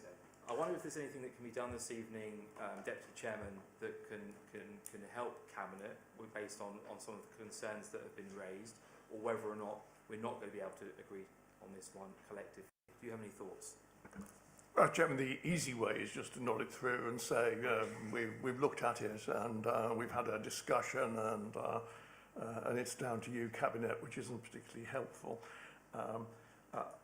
I would like to propose that firstly we we draw the attention of Cabinet to Councillor Smith's point that there are wider considerations that have not been considered in this business plan. The impact on the general fund costs of the homelessness, and Cabinet needs to make a decision about whether they are valid assumptions to consider in the 30-year housing revenue account business plan. And because we cannot be in a position where some members are saying, well, if we put that in, it would be completely different. I mean, there needs to be a decision by Cabinet as to whether. So I think the first issue is drawing attention of Cabinet to whether the homelessness costs in the general fund are relevant to the revenue account for the HRA. The second point is, while it would be easy to nod this through and say super, if we look at page 23, it says, incorporating all the assumptions outlined in this iteration of the HRA business plan, which is what we're looking at, it shows that the forecast borrowing in the HRA is higher than might be considered prudent when measured against the rule for 1.5. But the level of borrowing can be brought down to a prudent level in risk management terms by year 10. And I think that would be an excellent summary of what it is. We're supporting it, but there is this caveat on the long-term term borrowing. And if we would just nod it through and say, yeah, it's great as it is, we can't really do that with that particular paragraph on page 23 sitting there saying that following this iteration of the business plan, it doesn't meet the prudential rules. And so I think we should be duty bound to draw that to Cabinet, who must already know that, but as a panel, we should raise that warning flag because it is incorporated in the document and is a vital issue in regard to the borrowing of the HRA. So those are the 2 points which I would propose we flag up to Cabinet. Okay, that's constructive. Councillor Smith? I feel that the issue on the Heart of Greensted also needs to be flagged up. The report does clearly state that the scheme does not necessarily deliver value for money. Now, if that scheme was not to go forward, it would have a significant impact on the debt and would mitigate that one. Alternatively, because the Heart of Greensted is a very expensive scheme, perhaps those extra 120 units net of accommodation were delivered elsewhere at a lower cost. That too would have a benefit. I understand the issues that Councillor Sunnox makes about being prepared to be more generous on this scheme because of the external benefits. But if that's the case, then Cabinet must quantify that additional benefit that it's prepared to do. Because I think on the rough calculation, we're looking at £380,000 a unit for the new accommodation on the Heart of Greensted, which is rather expensive at the moment. But clearly, if there are exterior messes, as Councillor Sunnox points out, that would be something that the council would need to take into account and look to see whether actually some of that funding should perhaps be coming from other places. If it's enhancing the value of the capital's general fund assets, then it's wrong that the HRA is having to bear that cost. And that needs to be teased out. So I think possibly something on the Heart of Greensted project that we need to be very clear that it does deliver value for money for the HRA before it proceeds. Okay, Councillor Rowe and then Councillor Bourne, and I'll try and sum up. Thank you, Chair. Sort of building on that point around the Heart of Greensted and sort of adding to what Councillor Smith was quite rightly saying, I mean, it really does worry me as well that the scheme does not, the document literally says the scheme does not necessarily deliver value for money for the HRA, and it's financially, that basically means it's financially questionable. I mean,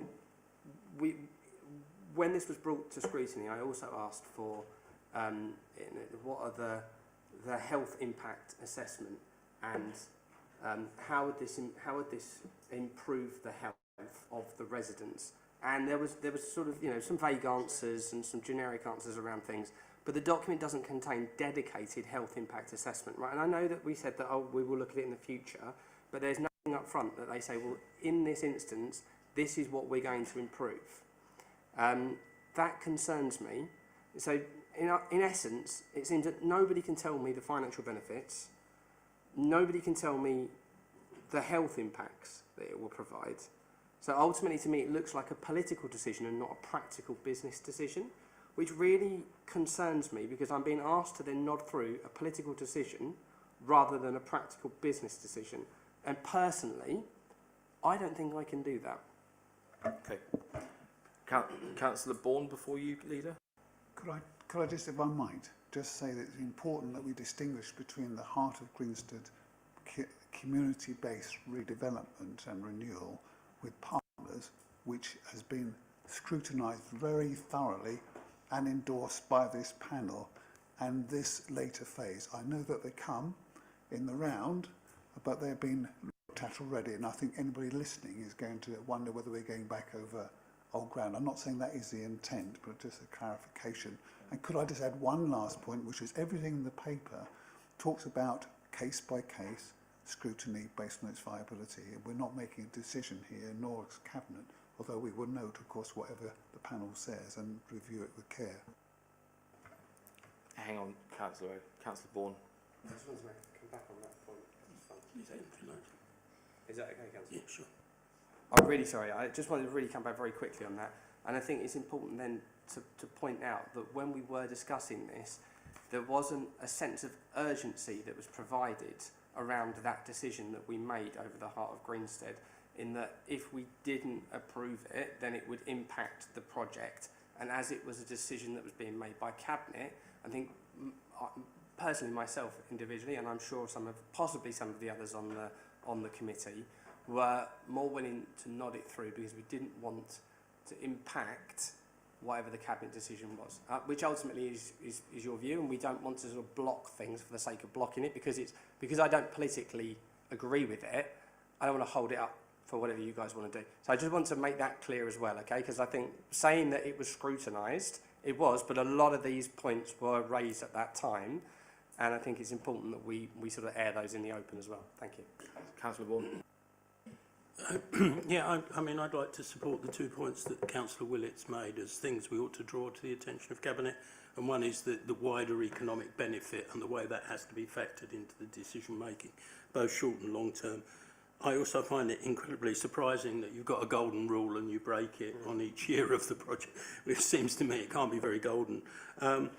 And if I could go back to a conversation I think we had in a previous scrutiny meeting about the Heart of Grinstead, I think phase 1 was approved based mostly on the business case that was some years old. And I think I'm agreeing with colleagues. I think before any decision is actually made to go ahead, we need to see a completely rewritten business case for phase 2. Not just assume that we can roll all these bits forward. And that would address all the points that have been made. So I think there's 3 valid points we could chuck at Cabinet. Sorry, pass over to our Cabinet colleagues. Yeah. Okay, Julia, did you want to come in? Sorry, I just wanted to go back on one point earlier just to clarify something. Councillor Willits mentioned that the business plan indicated that the level of borrowing was outside the Prudential Code. It isn't in any way outside of the Prudential Code. So borrowing is down to a Treasury management decision with the Section 151 officer having to determine what is prudent and what they will borrow. And the interest cover ratio that we use in the business plan, the golden rule that's set here at 1.25, is one measure of the level of risk that you're prepared to take in your borrowing. Now, 1.25 is quite high. Some local authorities have their interest cover ratio set at 1.15 or even as low as 1.1. So here we are being prudent in that. So we recognise that we're going below what we've set as our golden rule, but it doesn't mean that we're breaching the Prudential Code in any way, and it doesn't stop the authority borrowing at that level. It's set as one measure of how you want to make sure that you've got some prudence within your business plan so that you don't overcommit yourselves. And it's about managing risk. Chairman, I was taking the text straight out of the report, and I assume that the report that has been placed before us is correct. Therefore, to take the text as written as part of our pass on to Cabinet seemed appropriate. If, on the other hand, the report contains inaccuracies about what or might not be considered prudential, then I think those parts of the report should be withdrawn so that we understand where we are. This is reference to page 23. Yeah, there's a difference between what is the prudential code for borrowing as a local authority in terms of prudential borrowing and what might be considered prudent in the business plan in risk management terms. And they're two different things. I'm using the same word, but they are measuring two different things. The prudential code is the rules within which the council can borrow, and what might be considered cautious in terms of risk management is setting ourselves an interest cover ratio of 1.25. So we're using prudent there in terms of being cautious in the business plan, not referring to the prudential code. If we use the text as written, it won't include the word prudential code.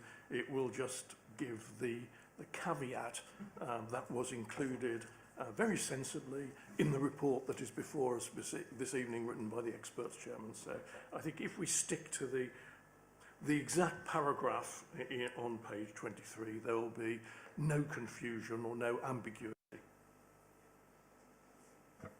Right. We need to break, but ordinarily at this point I would sum up and say that we note the report before us and add those caveats, but I'm afraid I need to go a bit beyond that because I have heard some quite strong views this evening and I think there is division. Councillor Rowe, you're not going to be supporting this, are you? I can see already. So for the purposes of the minutes, Councillor Rowe is not able to put this forward. Let's just have it, okay? No, 100%. The points that have been raised about the homelessness cost analysis in the context, Hart Grinstead, and your second point, Dennis, has escaped me. I saw nods around that. So on that basis, sorry, yes, go for it. Sorry, it was about bringing it back for phase 2, was it? That was at Heart of Greenstead, I think you were referring to. We've got 3 points, Chairman. There's the question of the boundary between the housing revenue and the general fund for the purpose of, I mean, not for expenditure, but for the purpose of doing appraisals. The caveat on page 23 as written, and the caveats on the Grinstead scheme, and those were the 3 points which I thought we were all beginning to coalesce around as a position of the panel, with the exception of one of our illustrious colleagues. Chair, I don't disagree with the points. I just can't recommend it at the same time, and I can summarise and give you reasons to why. But no, I think we've heard them, and I need a coffee. You. So what I'm going to suggest is that we've got a consensus here, a majority consensus to send this to Cabinet. But Councillor Rowe is not prepared to vote in for this, so he is an against quite clearly. Thank you. All right. And is that sufficient for this item? Yeah. And that we welcome the additional housing.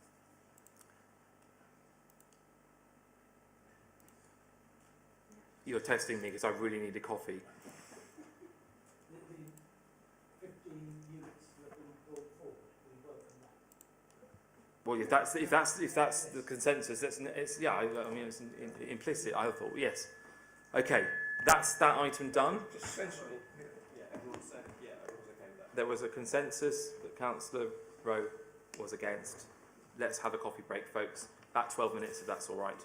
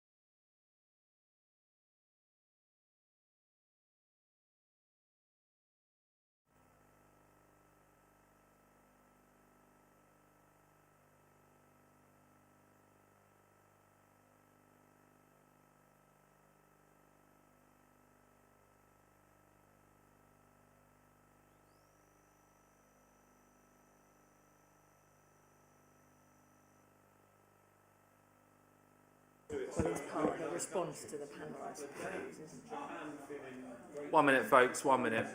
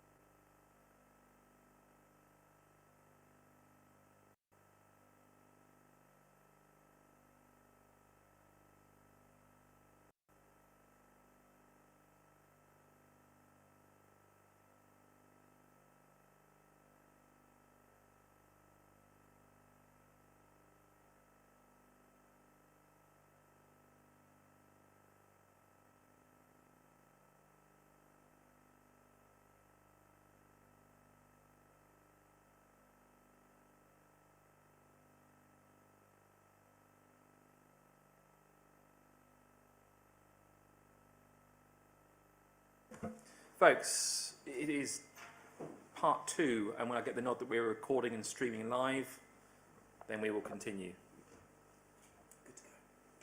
Thank you, Mr. Clark. Okay, welcome back. We're here now to have a look at the budget and the medium-term financial forecast for a few years into the future. So, I have had representation from a visiting councillor who would like to have his say. So we'll do that first, and then we'll then introduce Councillor Corey as the portfolio holder responsible for finances. I won't use the word he doesn't like me using about him. Councillor Sunnox. Councillor Sunnox.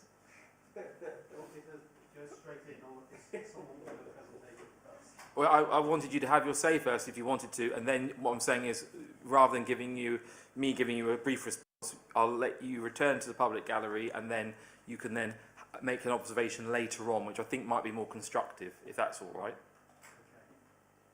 Okay. Or you can wait and have a presentation first, but I thought, would you rather do that? I'd much rather wait, because then everyone, okay, I'll be on the same wavelength. Let's do that then. Okay, Councillor Corey. Thanks for not calling me the C word. Thank you for having us this evening. I'm here with Anna and with Wayne, who are going to cover the detail and have done a great job on this budget. First of all, when I came here in December with Anna, I thanked her then and the team at that point for having an early budget, an early draft budget that was close to being finished. But we were waiting for one tiny adjustment, that being the fair funding review from the central government. We have now had that, and God, they were generous with their pennies. We've had a few more pennies than we thought we might have, so moderately generous to an extent. So we have now factored that into the budget. There are a number of smaller tweaks as well, which I'll allow Wayne to cover in a bit more detail. In order to close the gap, because we were reporting a small budget gap in December. Now that we have that fair funding review, we're able to close that gap. We're also able to just refresh and update that we spoke to you last time about a red, amber and green number of cuts that we might need to make. We don't need to go into the amber or the red ones, so the green sort of efficiencies have been put into the budget, and we've talked through those before at the last meeting, and we'll continue to talk to those, whether that be savings or whether that be increased income, or whether it's reducing the cost of financing of the capital programme, a number of ways in which we are trying to balance this budget for this year. So one other factor that has changed, and again Wayne will talk to the value of it, it's looking at the potential wage increases that we are of course having negotiation about at the moment. We've seen one suggestion of a pay offer which I don't think is manageable, but we had 2.5% in there for a pay increase. We've moved that up to 3.5 because we think that is more realistic. So that, along with the asset plan that we brought last week to Scrutiny as well, which helps to deliver, at least reduce some of the borrowing we need on the capital programme, and therefore reduce some of the costs.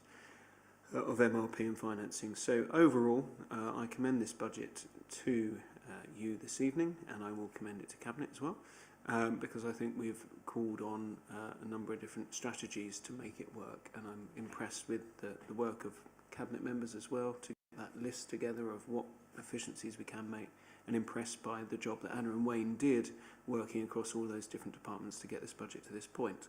So I'll hand over to Anna or Wayne to come in with a bit more detail. Thank you. Thank you.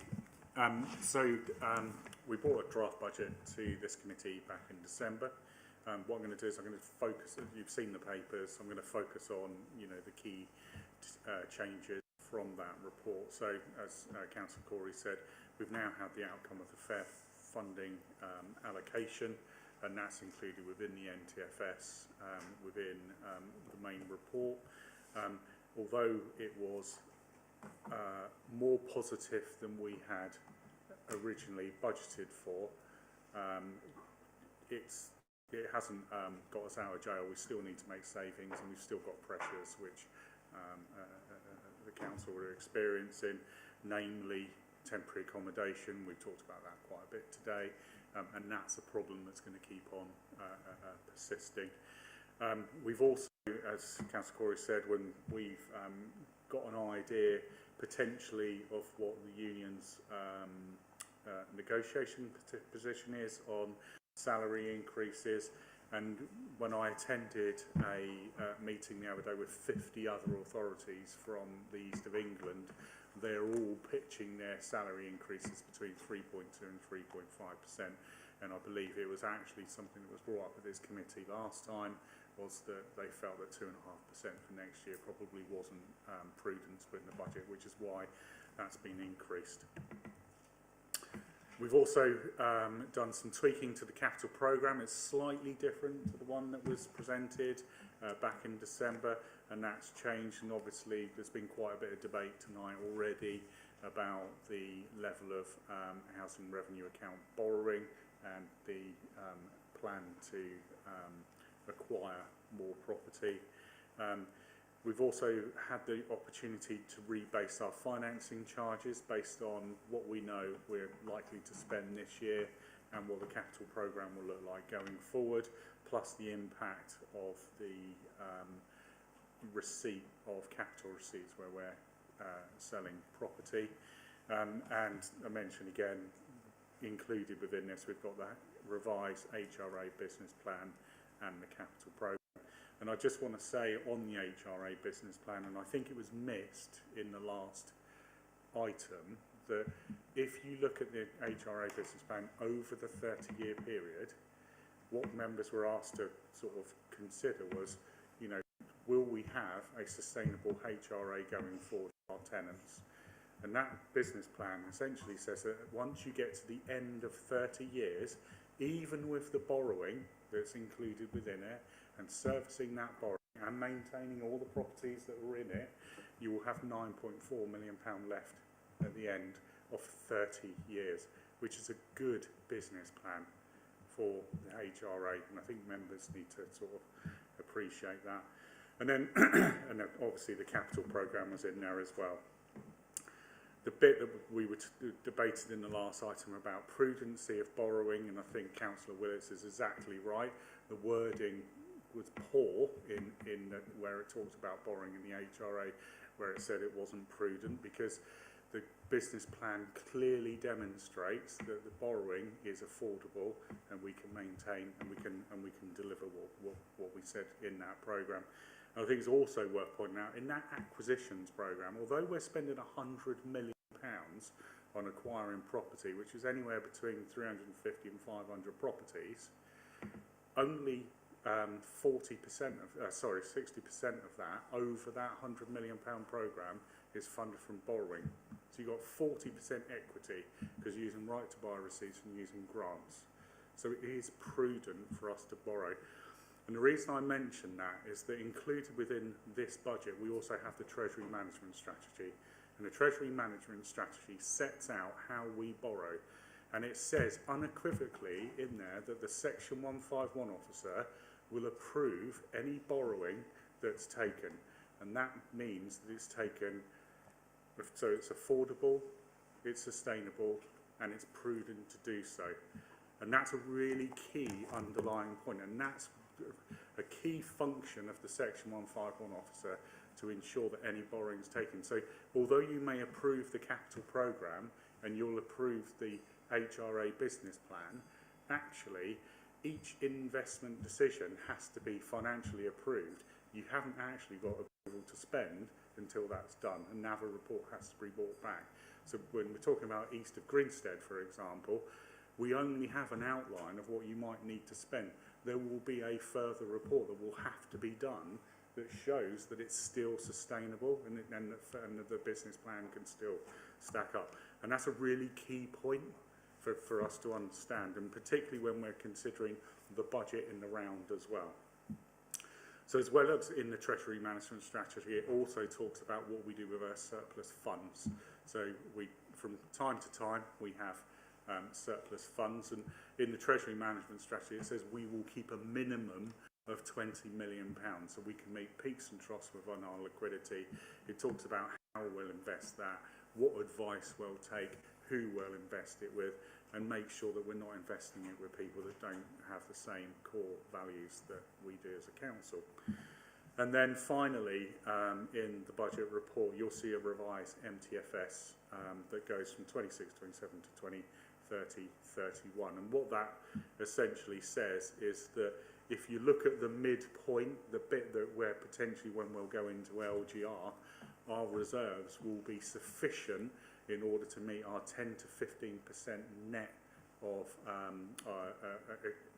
net expenditure that we said that we would deliver, and which is a key point within the budget. Even if we invest and we borrow and we do all of the other things that we say that we're going to do in the budget. And again, coming back to that point that we only take borrowing when we've done a financial appraisal to make sure it's sustainable. And this is what the MTFS is basically demonstrating, that it is sustainable and we can continue as a going concern. And likewise, the HRA business plan does as well. I'm going to leave it there because I imagine there's some questions. Okay, Councillor Sykes, are you ready to have your say? And just while you're getting ready, we'll just observe that there has been, up to now, some very constructive conversations in which I've seen Councillor Sunnox asking officers for detail and detail coming back, and it's been a very, very, very good thing to see. Over to you. Yes. We have a beautiful budget. The words are beautiful, and the numbers look beautiful, and they've been they've come on miles since December. I sound like Donald Trump, don't I? It's a beautiful budget. The trouble is, I don't know whether it's remotely achievable. And I draw your attention, first of all, to the savings schedule. I'd have to ask Wayne, have you sent to everyone a copy of the amended savings schedule you sent to me? Yes, I think it's been circulated to Scrutiny. Has it? Yeah. Because the one formally before us doesn't add up. Yeah. And that's a problem. The one that came, you kindly sent me the revised one yesterday.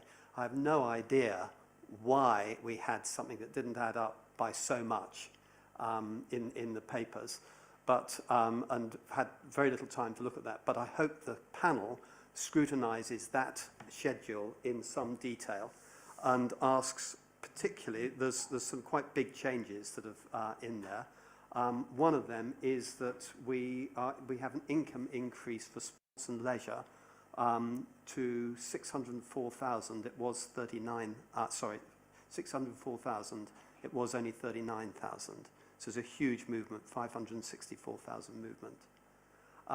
Also, there's all sorts of, we're going to get charged even more for our parking tickets, and we're going to have to pay more for our cemetery usage if we need it. And there's a remaining question about a saving, a £395,000 saving, which is about pausing the contribution to the repairs reserve. I don't think we ever had a budget for or a cost for that repairs reserve. I think that's something that's come in and then come out again. But whether that's something we can actually count as a saving, I don't know. So big questions about whether the 5.7 million can be saved. Next question is about whether our cost savings programs actually work. And in terms of staff, if you analyse, I've been down, I've sat up and I've analysed these savings schedules all the way down into how much is what I've called questionable accounting, which is the adding errors, and how much is for income increases, and how much is actual staff savings. And it turns out that the amount we're saving on staff is about the amount of the pressures we've got on staff. We're not saving staff at all. Our staff numbers have gone up over the last 5 years from about 950, taking CBH and the council together, gone up from about 950 to about 1,000. So we're gradually, our staff numbers are creeping up, not down. We have all these elaborate programs to save money, but really all they're doing is just increasing charges. So I'd ask whether we are getting ourselves fit for the future, and whether, when we go into LGR, whether as we get benchmarked against other councils, whether we're going to look fit or fat. Then moving on to, sorry, let me just go back to my little list.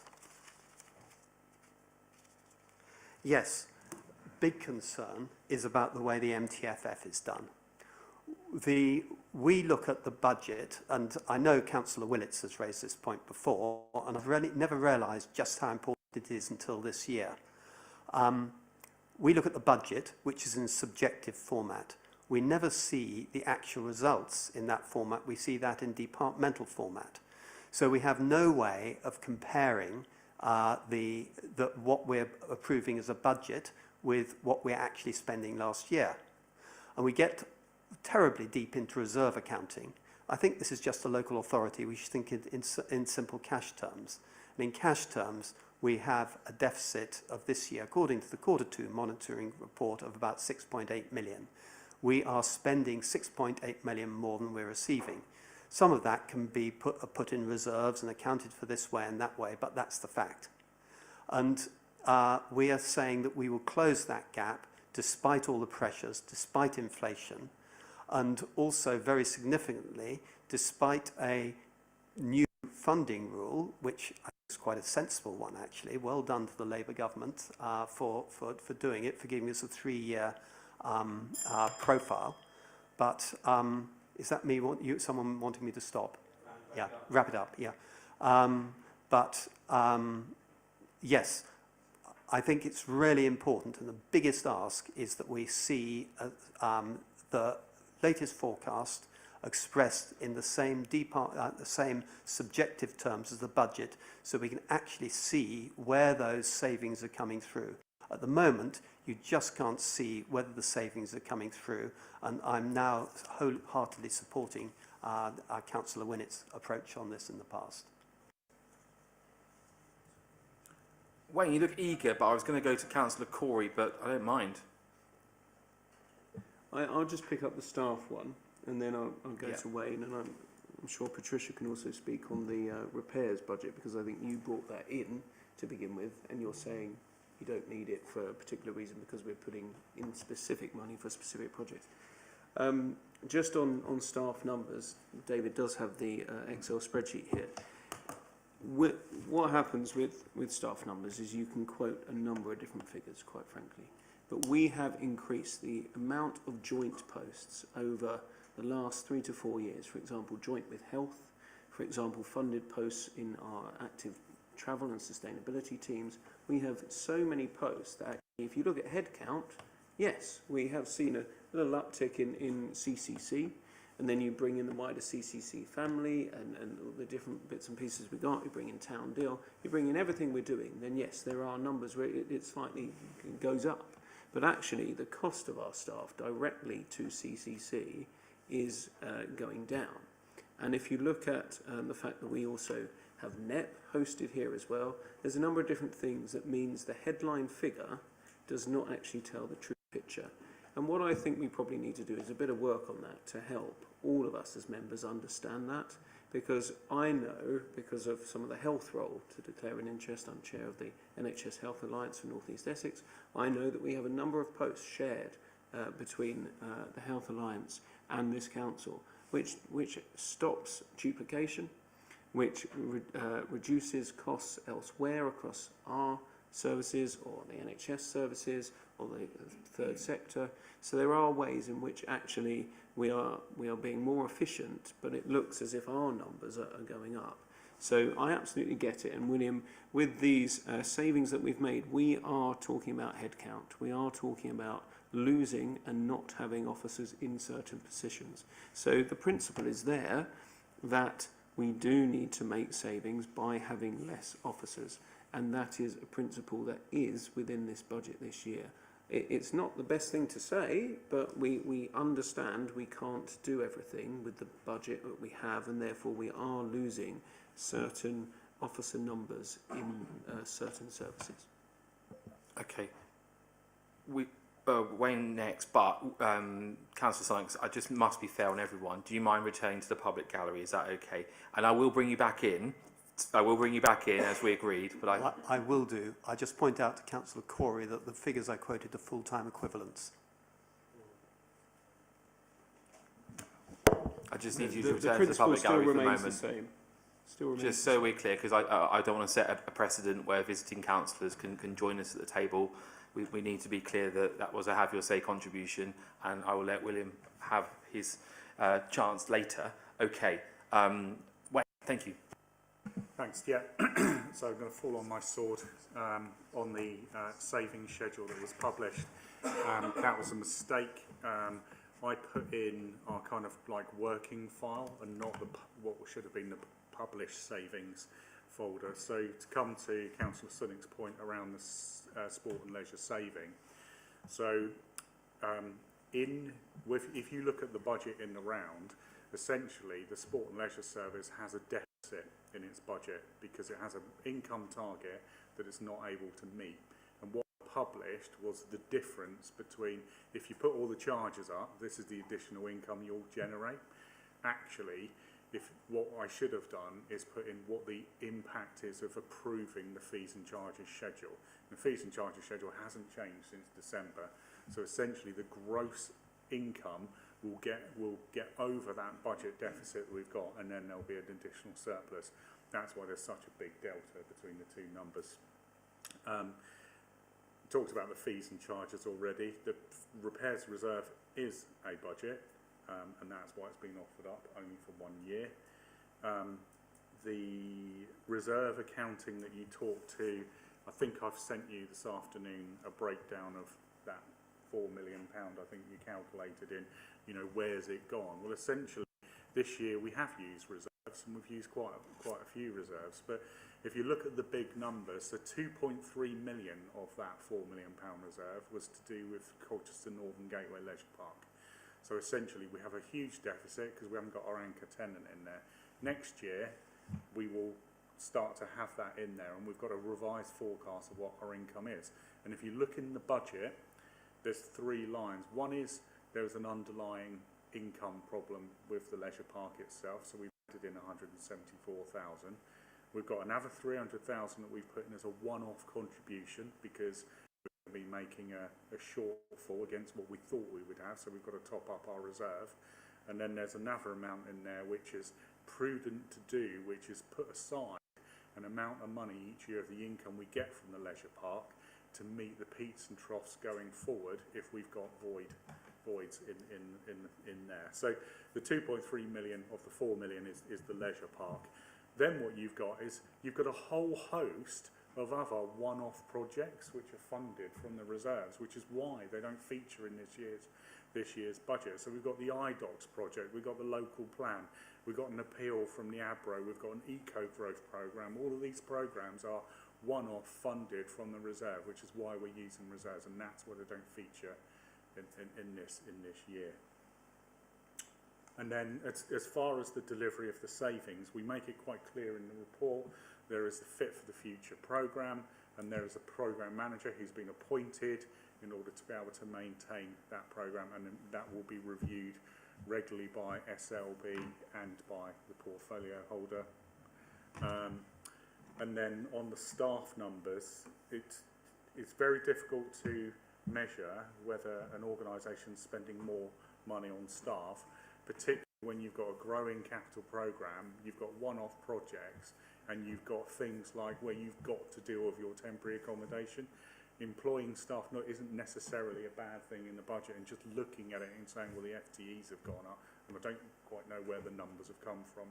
It's something that Councillor Sunnix has obviously done at home, but you know, numbers might go up, but it's funded by projects, and those list of projects I've just gone through there have to be resourced by someone, and what happens is we fund them, and then those people leave the organisation or redeployed on something else. Anna. Thank you, Chair. Just a couple of points, and I want to pick up specifically the points on the savings. I know, Councillor Sunnix, we've had this conversation many times at GNA, and I do completely agree with you. First of all, I do want to apologise profusely to the committee about errors in the report. That's completely unacceptable. There are a number of errors that need to be adjusted, and we will do so before the report goes to full council in February. Just a point on the savings. So we have spent probably, this process has been going on for a long time, as I reported when we discussed this and in December. We started early for a reason. We started early because it was going to be a complex year. It was going to be a year where we didn't know what our funding allocation was going to be, and that moved around so many times in year, it made my head spin, so we kept it exactly the same, and thankfully what I told you at that point was correct, and we got just over the £1 million that I anticipated. But we did spend a considerable amount of time talking about pressures and savings, particularly the savings, because obviously to set a balanced budget, it is imperative that we deliver the savings. Otherwise, all of these assumptions go out the window and we won't set a balanced budget, because we know pressures only go one way, and that is up and not down. So we did spend a lot of time with Cabinet and with the SLB going through the savings individually over and over again with both groups, obviously because of the political makeup of the council, and with groups of the opposition. And we rag-rated them, and we went around them, and we challenged them, and we did this on a number of occasions. There are different types of savings, and obviously, as Wayne has just said, there was a number of savings in here that have had to be taken in order to either correct a budget, rebase a budget, more so on the pressure side. There are some that are one-off and we can take away the budget straight away, and there are some that need to be worked on, like the staff savings, so they're going to take a bit longer. It's a complex process in terms of managing the savings and also to record and report against them. And this is a conversation I had very early on with Councillor Sunnix. So what I'd hoped to have done this year, which we, with all the priorities, it hasn't been at the top of the list, but it will be next year. We will be reporting separately on the savings in the monthly report and in the quarterly report that comes to GNA, so you can see, because it's an integrated process, we need them in order to balance the budget. So what I want to do is have a separate page in the monthly report that goes to Cabinet and SLB and to GNA, whereby the transparency and delivery of those savings will be very clear. So everyone can see how they're being delivered or not being delivered, and can question accordingly. So that is my plan for next year.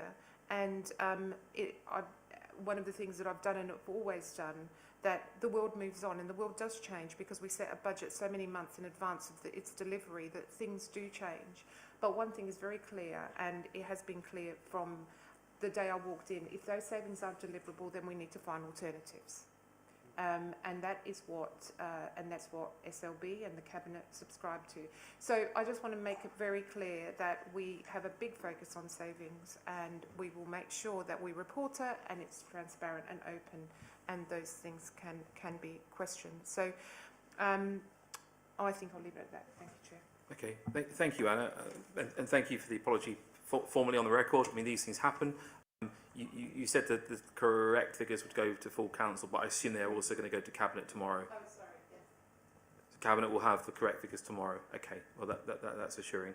All right, members, I'm going to open it up, but I will just make one quick observation, which is that obviously it's a very ambitious capital programme, which comes with financing costs. I mean, some of the things that are in there clearly align with the strategic priorities of the council, which is voted on by council, and I understand them, and I know that some of the funding sources are coming through, for example, town funding monies and all the rest of it. And then I think also, in fairness to Patricia and the good work that she's been doing for the authority, perhaps there's a degree of shall we say, enhanced transparency around what some of the actual costs are. For example, simply maintaining this building and keeping the water out. And in the past, perhaps we weren't always, as an authority, straight. So whilst the numbers might look painful in some places, I think at least having them down is a fair way of doing things. But I will kick things off before I hand over, as I did before, and be a greedy fisherman and probably direct it to Councillor Corey, perhaps even the leader. But within the capital programme, I've said it to you before, but 3 million for IT. I'm sorry. I mean, my laptops at home are dying. They really are, and they're older than this one.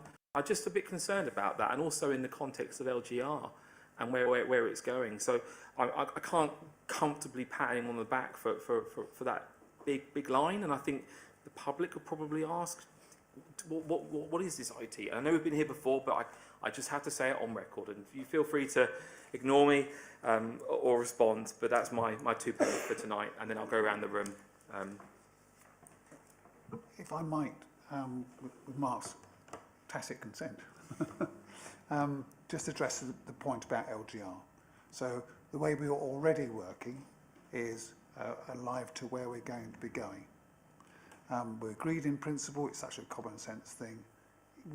Within the year ahead, we're going to be required, when we get to the next financial year, can be required to ensure that we live within the boundaries that are set by the structural change order that sort of sets out how we're going to go from separate local authorities into a bigger unitary. So ahead of us are constraints and boundaries. The way we're working already in a shadow board form is to say to each other, and we're meeting again tomorrow, that we will be sharing all important decisions and all key issues to ensure that we're comfortable the way we're working is appropriate. Any significant procurement will be part of that. I just want to address that point of principle and leave Mark to pick up on the balance. So any large sums you see here, we could be clearing them with our counterparts so that they fit, as best we know it, the direction and the nature of the new unitary. We know we haven't had the decision on how many of us are bundled together. We get that probably in mid-March. But the way we're working is going to be a balance between circumspect, i.e. spend money for a purpose that we all can agree upon, and also sufficiently non-conservative in the sense that we're here to look after Colchester's interests rather than sit still and wait a couple of years. Thanks. So just on IT, for example, I was just checking, it is over a number of years, and it's not just kit as well, as you probably well know. We've got so many more threats against us. As members will know, we have to complete more tighter cybersecurity work at the moment in order to ensure we're not vulnerable to our system failures or to having really important data being lost.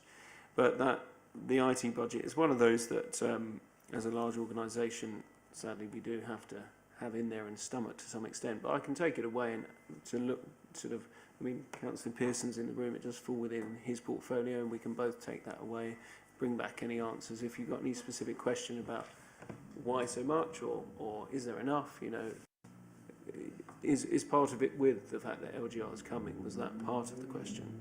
Well, no, I was just looking at the medium-term financial forecast and thinking, how could we save some money on capital? I mean, genuinely, I've got a 2015 Apple Book at home that I upgraded in 2020, and it still works. And so that's older hardware than this. And I just, if we were suddenly going to go out and say in 3 years' time we all have to have staff and councillors, everyone has to have new laptops, then do we really have to do that? I mean, I'm being a layman about it, but I just wanted to make the point because it's easy. IT is complicated, and I don't understand it. But Okay, that was me being a greedy fisherman. I wasn't earlier. Councillor Moffat, do you have any probing questions? I was actually going to ask the question that the leader just answered, so thank you for that. Maybe come back to me later. Councillor Smith. Thank you. Yes, I certainly get the point that if you are going to be merging three different councils' IT systems,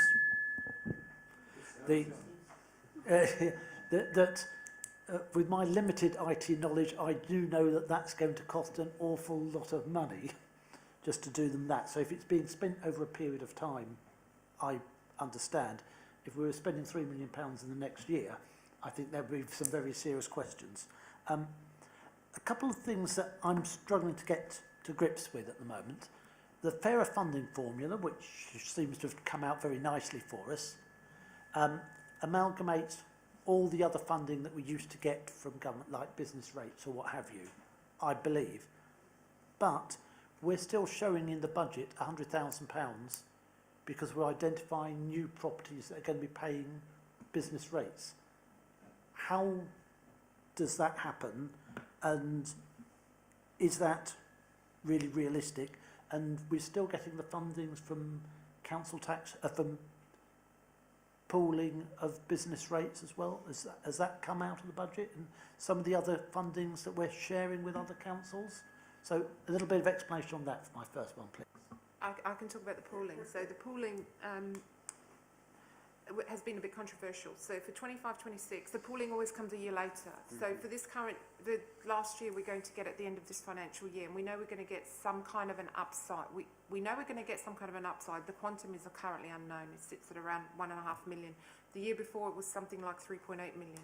It is reducing to the point where next year I've seen something whilst I was away that the pooling is no longer beneficial for us because it's very technical, so I can't explain it to you, but we were in the pool with the county. The county then has pulled out, and all it needs is one to pull out, and it's no longer viable because it was going to be detrimental to us as opposed to being beneficial. So moving forward, there will be no more pooling. And you're right, generally speaking, all of the funding sources from government that used to be multiple, and we had most lines, so a lot of the lines in the table 4 in the report are zero, which we've taken out, but are there to show you that all of those lines have been effectively amalgamated into one. Do you want to talk about the business rates? Yeah. One. So we obviously got the fair funding allocation just over a month ago.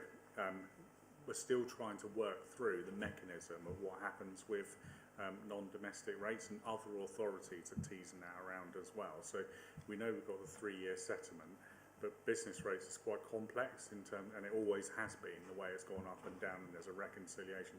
We still have to do those reconciliations, and there's still the requirement for us to report on what we're collecting. So the assumption we're making at the moment is that it will be the same as it was in the past, where if we identify that our base was wrong, that we should get that extra 100 grand, then we should get that. How that actually works, we don't know. When it was released by LG Futures, there wasn't an awful lot of detail around how that's done, and there's a number of seminars that are going to happen over February and March, which will talk to that detail in more detail. So we're confident that there will still be a mechanism. How that happens, we're not so sure at the moment, and that detail will come over the coming months. Thank you. Thank you very much, Alan, for the answer on the pooling of business rates. I do remember from when we set up the scheme that the county's participation was crucial, so if they're out of it, then, yeah, there's very little point in doing that. And that does seem to me that £100,000 has got a bit of a question mark against it for extra business rates, if we're not sure that actually it will end up giving us extra money rather than just the government saying, thank you very much for what we're doing there. I'd also like to see that a couple of items that seem to come up every year are on there again. Building control is going to produce us some extra money, and we're going to be getting some more from trade services in waste. I'm getting very old and cynical these days, but every year we've had those items turn up, and they've always struggled to make it building control in particular, given the current state of the building market, can someone please give me some confidence that we are actually going to get more money out of that rather than less? I can't give you much more confidence, Paul, but I can assure you I asked the same questions, bearing in mind I've sat in this position and wanted that income and not seen it come in. What I do know is with government changes, there is more focus on building control and us needing to sort of, I think we're able to charge more out of it. I think that was one thing that has come from the government. So I, when I've questioned it, have been given more confidence, but I would need to go away to get the actual detail as to what is different this time around and why they think that. And again, the same with the waste services and the fact that they do believe there is the market out there that they can go after. So being promised that. And just on the business rates item as well, I do believe, and tell me if I'm wrong, I think Sam Preston has engaged with an organisation that's kind of like a no-win, no fee type thing, where they go out and they go and find premises where we think we've not sort of found value, and that's where we're going to potentially get this new income in from. So it's not going to cost us, but you're absolutely right. We need to make sure, if we need to double check that we can get that 100 grand in, but it is a new strategy using an organisation, a third party to do it. Leader. I just want to add a point that I know Mark will agree with, which is the approach that we've taken this year, which is what drove a draft budget for December, was about being really robust early about assumptions and what they will deliver. Now, looking to my right, and if Anna wants to tell me different, my understanding, because I've said this personally repeatedly, all the way through our project and programme and delivery assumptions, the obligation upon the organisation is check, cross-check and check again. And the way that I understand that we've done this and been party to part of it has been to sort of mix up the people who are going to be asking those questions of each other. The kind of squad approach that you all talked about when you were here before at the end of last year. That doesn't guarantee that any one line in here is going to necessarily be absolutely right, but it gives me personally a lot more assurance than I've sometimes had, despite protestations of confidence, that we have good reasons to think that this is a robustly tested, caution-inclusive budget. Thank you. My final one is the £300,000 extra costs that's showing from the sports and leisure regrading. A, that's an awful lot of money on a regrading exercise, and B, are we sure that we're not going to find ourselves liable for other claims from other parts of the organisation? No, so what it is, it's because of the fact that we have quite a few what we call supernumerary low-paid workers within the sports and leisure service, when the living wage increased, that had a kind of a ripple effect. So our bottom scale that we were on was below the living wage, so we basically had to uprate people. And then what happened is because that squeezed the delta between those on the lowest amount and then the next up, it had a ripple effect right the way through, which is why it's 300,000. And we had a similar issue that's been in the waste service as well, where you've got people on that lower end of the pay scale, and that may continue again. We may have that again. Right, I understand the problem. It does seem that there may be some sensitivities on equal pay if that's happening in some areas of the council and not others. Because if you've upgraded someone because the person below them is earning the same as them, that's fine, but then that causes a problem elsewhere in the organisation as well, doesn't it, with work compatibility?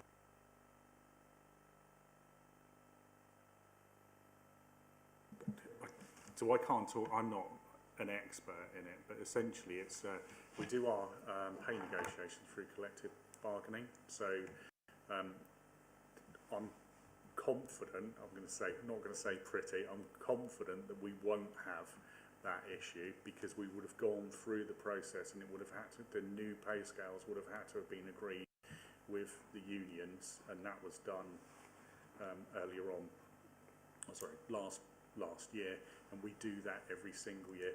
I don't think, trying to be confident there, I don't think we're going to be in the situation that Birmingham were in, which is where I think we're going with this.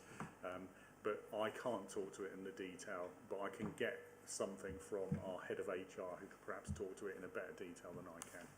I think that just needs to be looked at, because Birmingham was exactly what I was looking at, because those agreements were negotiated with the unions and they then came back with pay claims.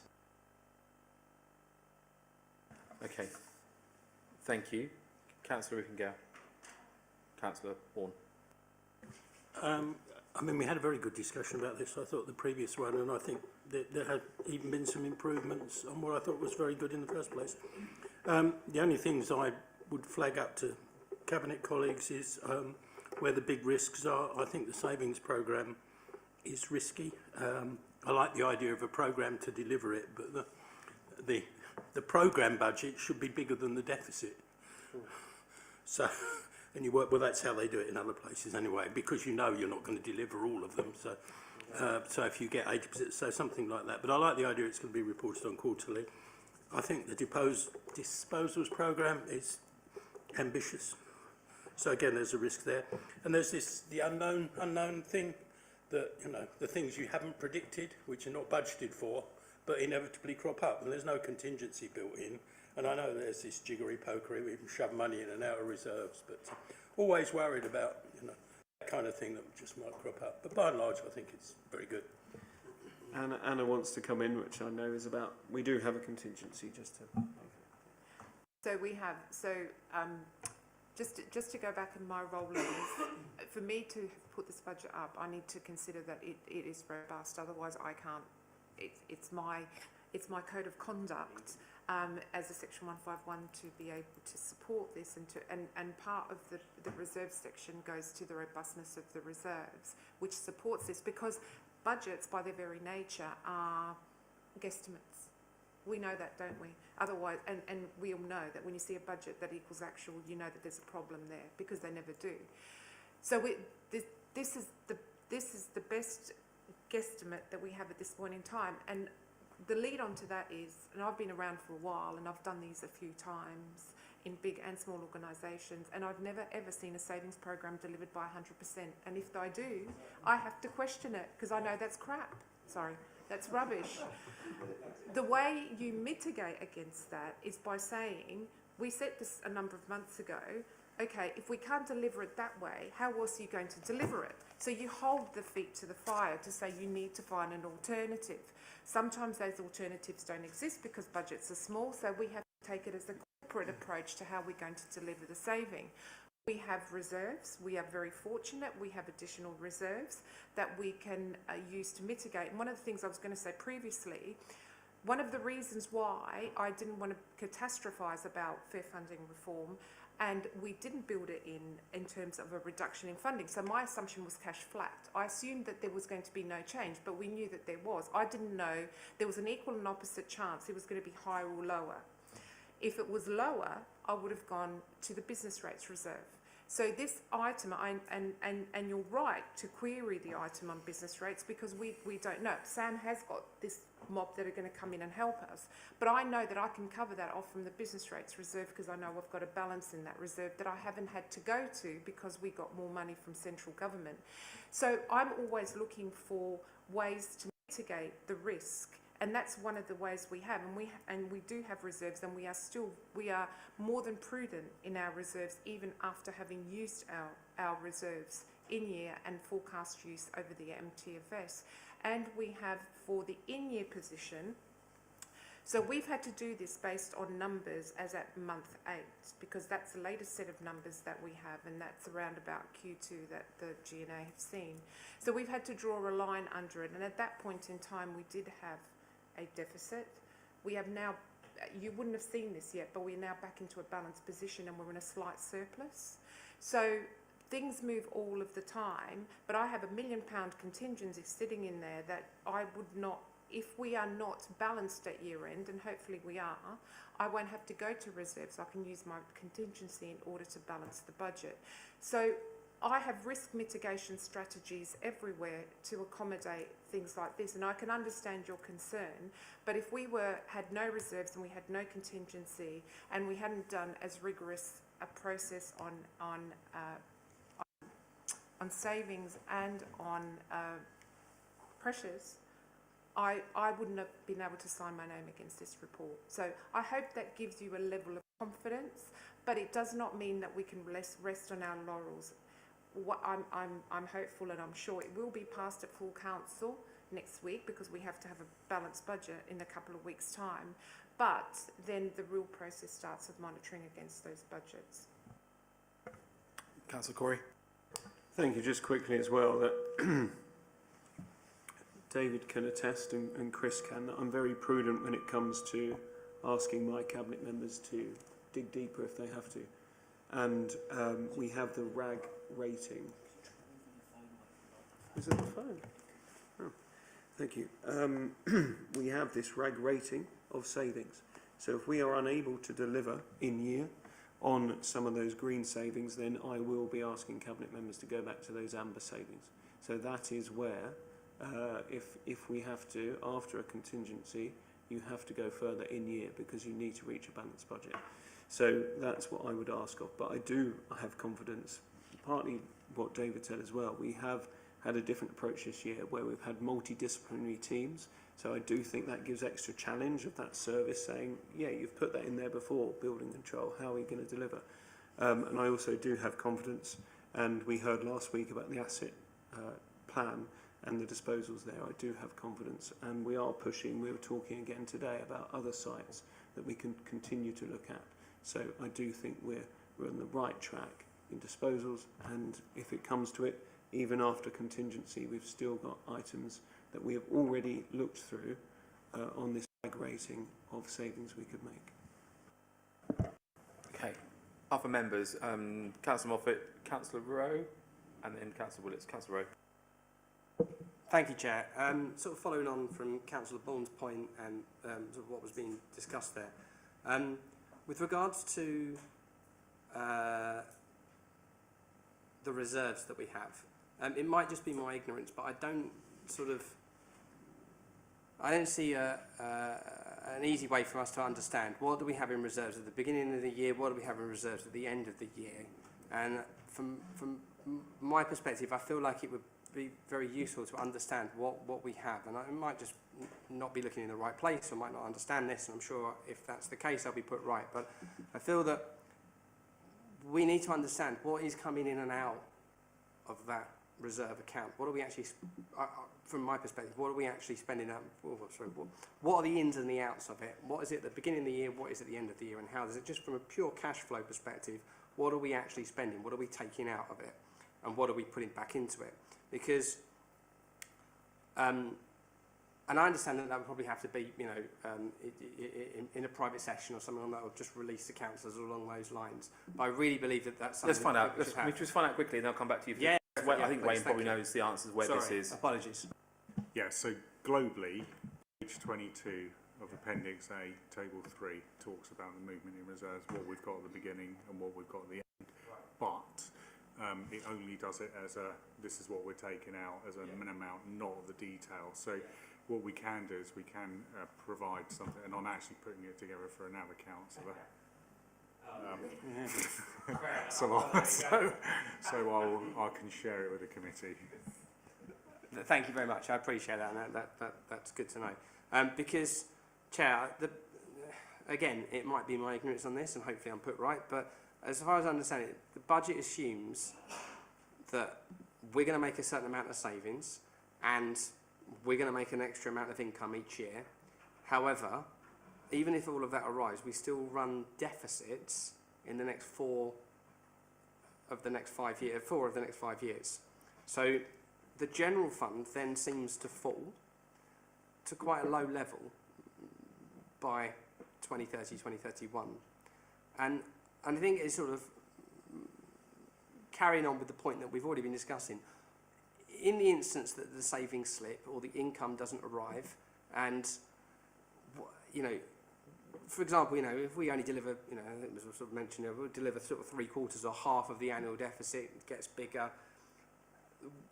We're in a situation where the reserves erode faster, and I understand that we have, what, a £20 million liquidity target in the general fund. So does that increase our reliance potentially on short-term borrowing to meet that liquidity crisis? To meet that liquidity issue if it arises. So I think from a sort of sensitivity perspective, it should be something that we recommend to Cabinet, that we understand what the different levels are, as in, you know, if we only deliver 75% of the cuts, or if the Cabinet only delivers 75% of the cuts, what's the difference on a yearly basis, and how much do we actually have to find in order to? I think it would be useful if there was a figure there, so that we knew how much we would have to find. What are we actually saying that if we don't deliver the cuts or we don't get the increases that we need, what do we actually have to deliver on a yearly basis to meet our commitments and maintain our rules, etc. Hannah. It's not that straightforward, because it never is. So this budget is based on so many assumptions, and if the chances of one of those assumptions not being right is very, very high, because it's based on a set of assumptions. So we go back to my previous comment about mitigations, and a mitigation is that so if we go to the table in the report, which is the conversation that Wayne and I had last night about the robustness of the reserves and me being able to put my name against it, we've got something that projects out for 5 years. However, we've just got the settlement for 3. So really, the last 2 years is meaningless, because we have no idea. All we've done, and remember I asked you the question, these numbers just run on, because we don't know. But it's our best assumption at this point in time. Even with in order for that budget to be balanced, everything has to go the way we've set out into the report. So we have to deliver all the savings 100%. We have to make sure the budget doesn't go over the pressures by the same amount. All of these things are likely to not happen. But we go back to the point of making sure that there are mitigations. If you don't deliver those savings, how else are you going to deliver it? What else are you going to do? If that income doesn't come in, what expenditure are you going to cut? These are the things that we talk about on a daily basis. Every single day in finance, we talk about exactly those things, because it's pretty sure that all of those assumptions are not going to go our way. But that's how we manage budgets on a day-to-day basis. I built in the contingency of £1 million, because when I came here, it was pretty clear that some of the budgets were incorrect, and I needed a mitigation strategy. So part of the business rates additional money that we got last year, I created a £1 million contingency for that reason. This is all about managing risks on a day-to-day basis, but actively managing them. And one of the ways we check about the active management is through the monthly reporting process. So we can see if budgets are being spent according to how they should be spent, or if they're over or underspending, and then we manage them effectively. So that's the cycle we enter when we set a budget. Yeah, I understand that, and I get your issues and the pressures that you face on a daily, yearly, monthly, weekly basis. Right? I understand it, and I understand that what you have to do. And I understand that we've got the 3-year funding, right, which is, okay, fine. But then I don't understand why we can't still look at that and say, okay, well, what we know, if we don't deliver what we know, and we know it's likely that we're not going to deliver it, we're not going to deliver the savings that we think, well, then where does that leave us? So I'd just like to see that in a number somewhere, so that we know what the risk is that we've got. And then, so my second point is, if we're running the council so close to the wind that, you know,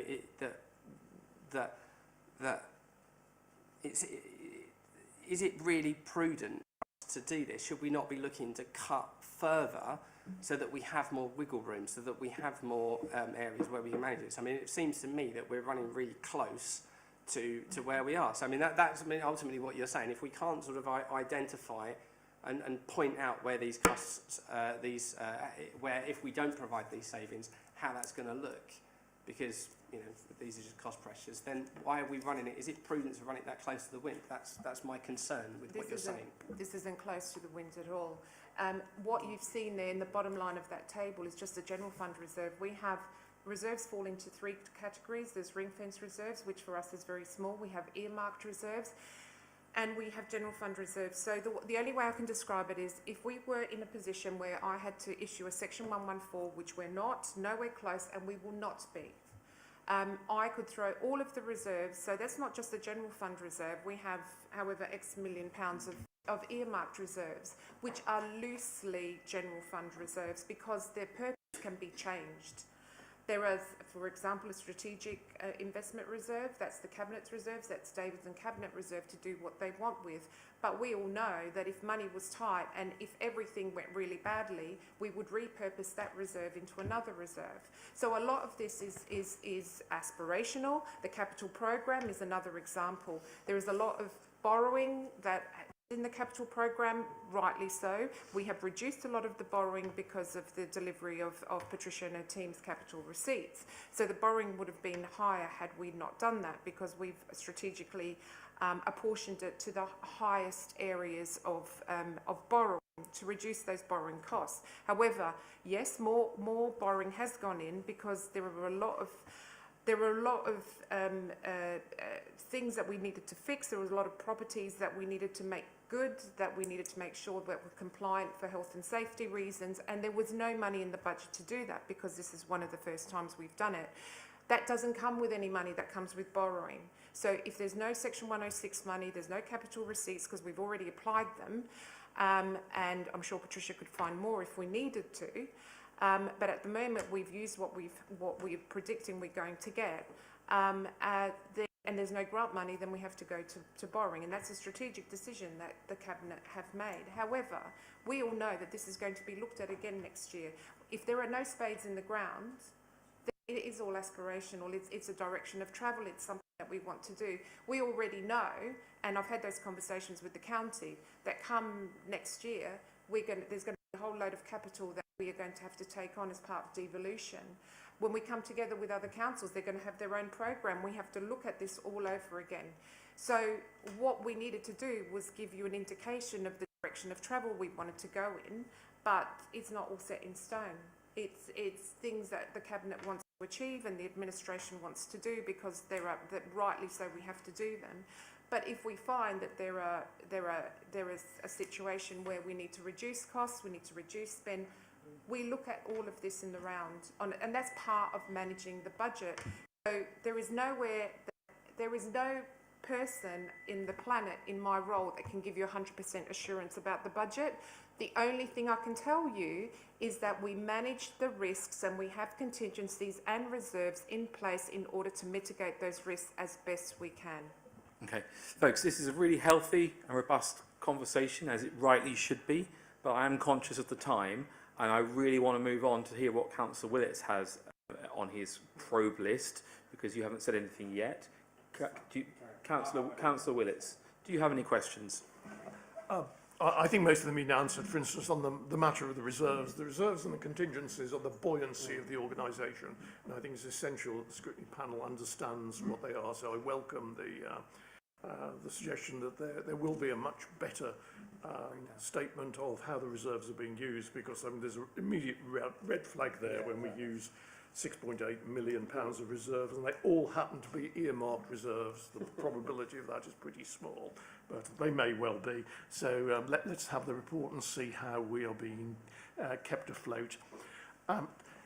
There is a section on the council's companies, and particularly Amphora.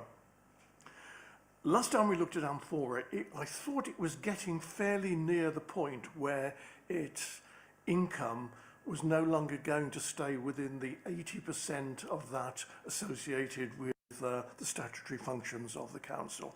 But there's no provision within the budget we have for this year for Amphora exceeding that and it being taxed on a basis other than a operating division of the council. So I just wonder how close are we to think it's safe to omit a contingency for that. And I think the other point I would mention, I looked at the capital programme for the HRA from the viewpoint of a tenant. If you look at the capital programme for the general fund from the point of view of a taxpayer, it's already been mentioned, 3 million on IT at a time when no one is buying equipment, we're just renting services, so we go software as a service from Microsoft and so on. It may be a bit high.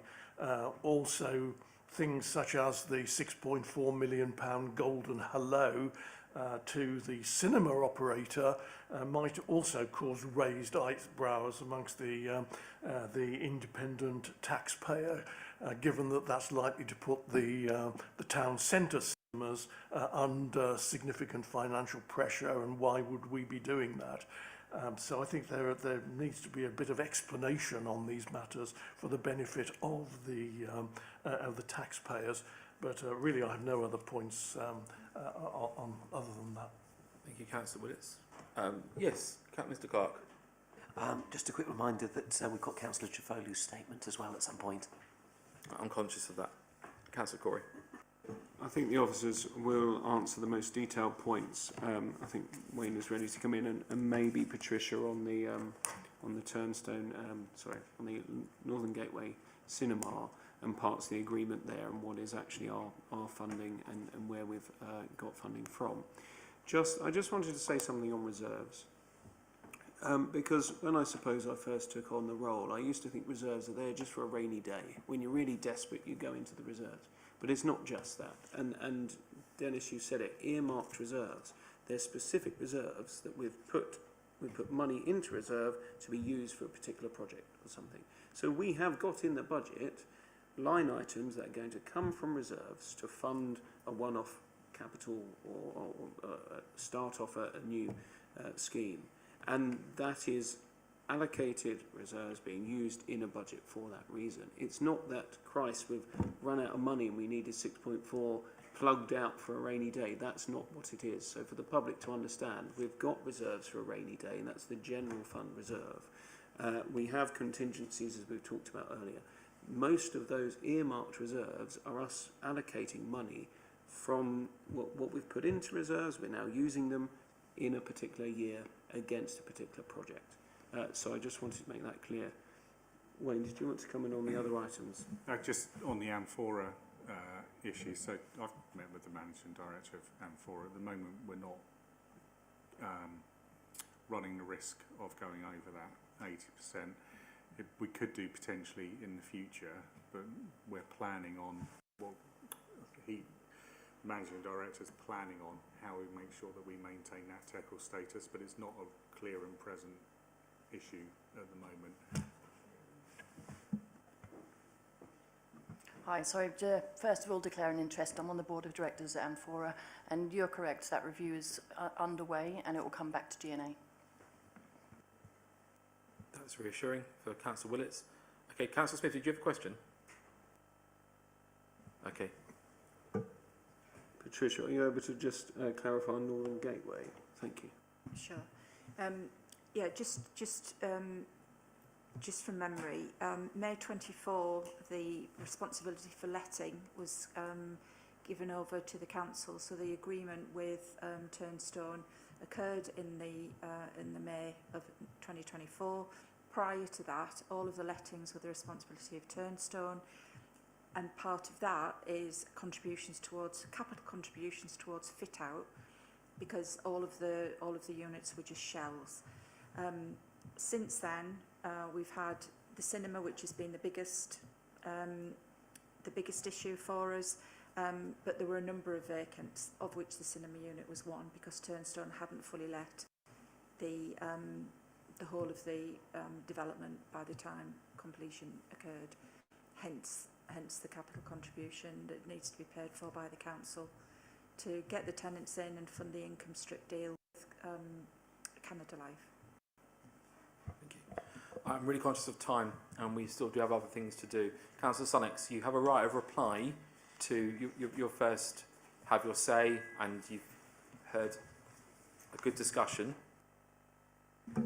I could go through and comment on comments that have been made. I think it would be more useful if I just thought of the things we might want to pass on to Cabinet, or what the panel, not me, might want to pass on to Cabinet. The first thing is clarity on this year's deficit. And again, we've been told that this year there is no, or there may not be a deficit at all, and yet our last report is showing us this 6.8 million of reserves usage. So I think we've really got to try, and we've got so much clever language around this reserves movement, and I think we're running a local authority and it needs to be about cash, and we need to know what the deficit is in cash terms, and then we can do the reserves later, because that's the game we have to play. So I think having a reserve statement is of great importance, and knowing where we are this year is of great importance. And I think those are things we could ask were, if they can't be provided by tomorrow, which I doubt they can be, that we recommend to Cabinet that they get those things sorted out for the proper budget. Sorry, if I may. You may for a few more moments. Because these are quite important points. So, sorry, folks. I'm chairing a meeting. I'm going to give you leniency, Councillor Sunnox. Procedurally, I should stop you, but I'm giving you leniency. So carry on, please. If you want me to shut up, I will. No. And I'm giving you leniency. I'm trying to be helpful here. Okay. We need an extra column on that MTFF, breaking down this year's results, so that we can see where we are, so that we can bring the budget together to reality. I think that's something we should recommend. And we need to make sure that the savings statement is formally submitted to Cabinet. I couldn't see anywhere where it's in the formal papers for today. And we need to make sure that 381, do you remember we had a report telling us there was 142 million of debt at the end of the period? Now it's 381 million of debt. I'm very pleased that that's been disclosed. We need to make sure that's disclosed. And I think I'll leave it there, because clearly everyone's had enough. Okay, thank you. I think on the reserves point, there's further information coming around the breakdown, isn't there? I think Wayne did confirm this. Is that coming tomorrow or to full council? It might do, but yeah, okay. I realise we can't pin you down on that, but you're hoping to provide that further information to full council for the budget. I heard that, William. Yeah. Okay, good. Anything else, Wayne? Just the savings, they've already been sent to the portfolio holder and to the leader of the council, and I believe to the rest of the cabinet, but I'll just confirm that to you. And then in terms of I can't get my head around the whole thing about not knowing where we are financially, because we took a report to G&A on Q2, another one's coming on Q3. I don't know what else it is that we need to provide, but there's nothing else we can provide. What else do you want us to do?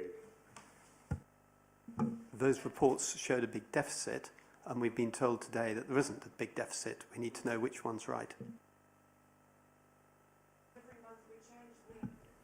It's the nature of monthly reporting. You haven't seen the report because you see quarterly reports, but every month the Cabinet sees a monthly report, and that changes. It's based on the forecast and the latest information at the time, and it's a forecast. The forecast changes, the numbers change. I don't know how else to do it, Councillor Sunnox, because this is can we see Chair, the latest number? This is not acceptable. Chair, can I make a formal complaint about people in the meeting making gestures? And if they don't want to be involved in the meeting, I think it's just quite an important discussion. I'm being lenient. We need to get to the bottom of. Councillor, I was being lenient because I could have pushed this further and asked if we want to continue to be here tonight. We have been in here till 10 p.m. before. Thank you. I'm trying to be lenient to get us through this. If councillors don't want to be here, I think they should just leave, because, I think we should just listen, okay? I'm sorry, I think matters should be conducted by the chair, by members of the panel. Visiting councillors do not have the right to join in a general conversation, and that is what is happening. No, I'm afraid they don't, Councillor. They don't have a right. I was being lenient, but I can see that this has caused conflict, and it's disappointing that that's happened, because it would have been quicker. And we're now talking about the process rather than giving William one more cherry. But that's fine. I'm going to call it there. We're going to move on, and we're going to have a binary vote. Now, Councillor Rippingale. Can I just make a point? It's more about equality. I have a disability where I struggle to focus for long periods of time, and we've gone over an hour and a half of again, and I think that's where the consideration is, rather than I don't want you to think that I don't want to be here. It's I'm in pain now, and you're making us. It's a 3-hour meeting already, and I think you need to be. My apologies. I could have called.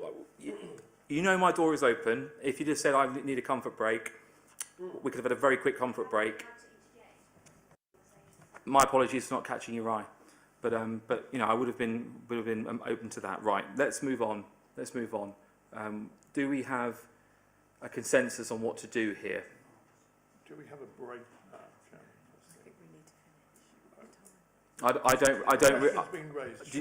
Would you like a quick comfort break? Yeah. Okay, quick comfort break then. Suppose we do. Yeah, thank you.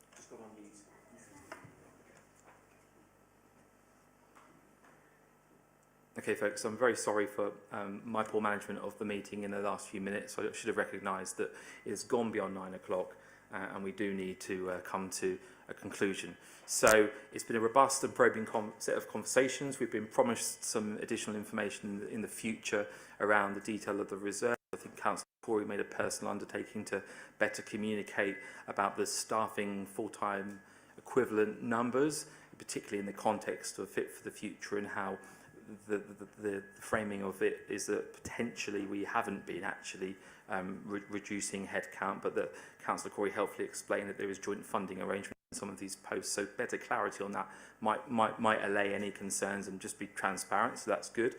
I'm minded to seek your views, panel. Do you wish this to go to Cabinet tomorrow for a conversation?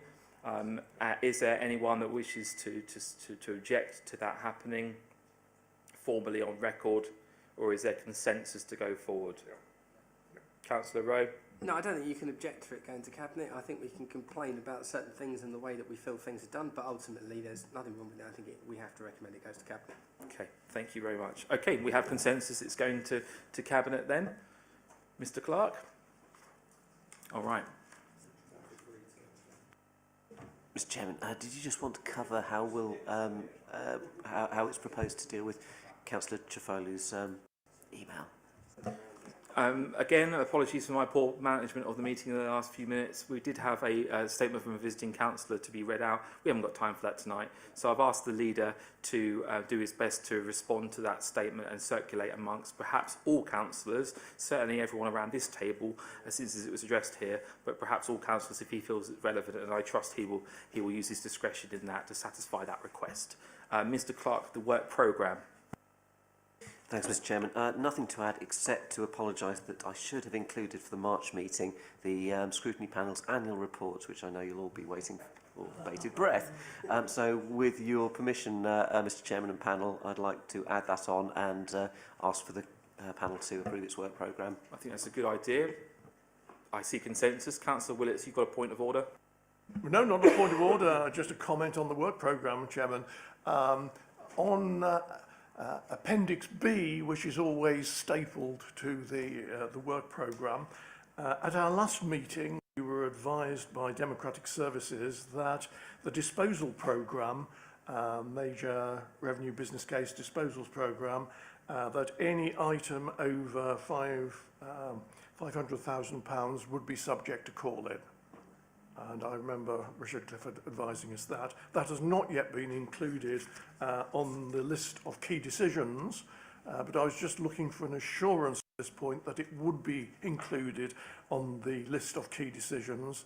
And we certainly don't want to be in the position where the decision on any of those is suddenly taken under emergency procedures because no one knew about it when the list was presented to us. So I would just request that the relevant items appear on the key decision list. Yes, just to point out, the agenda for this meeting was published before we had last meeting, but I'll check with Richard Clifford and make sure that's on there. Thank you. Okay, folks, if that's everything, looking at Mr. Clark, that is everything, isn't it? Thanks very much for this evening, folks. Have a safe journey home. Thank you.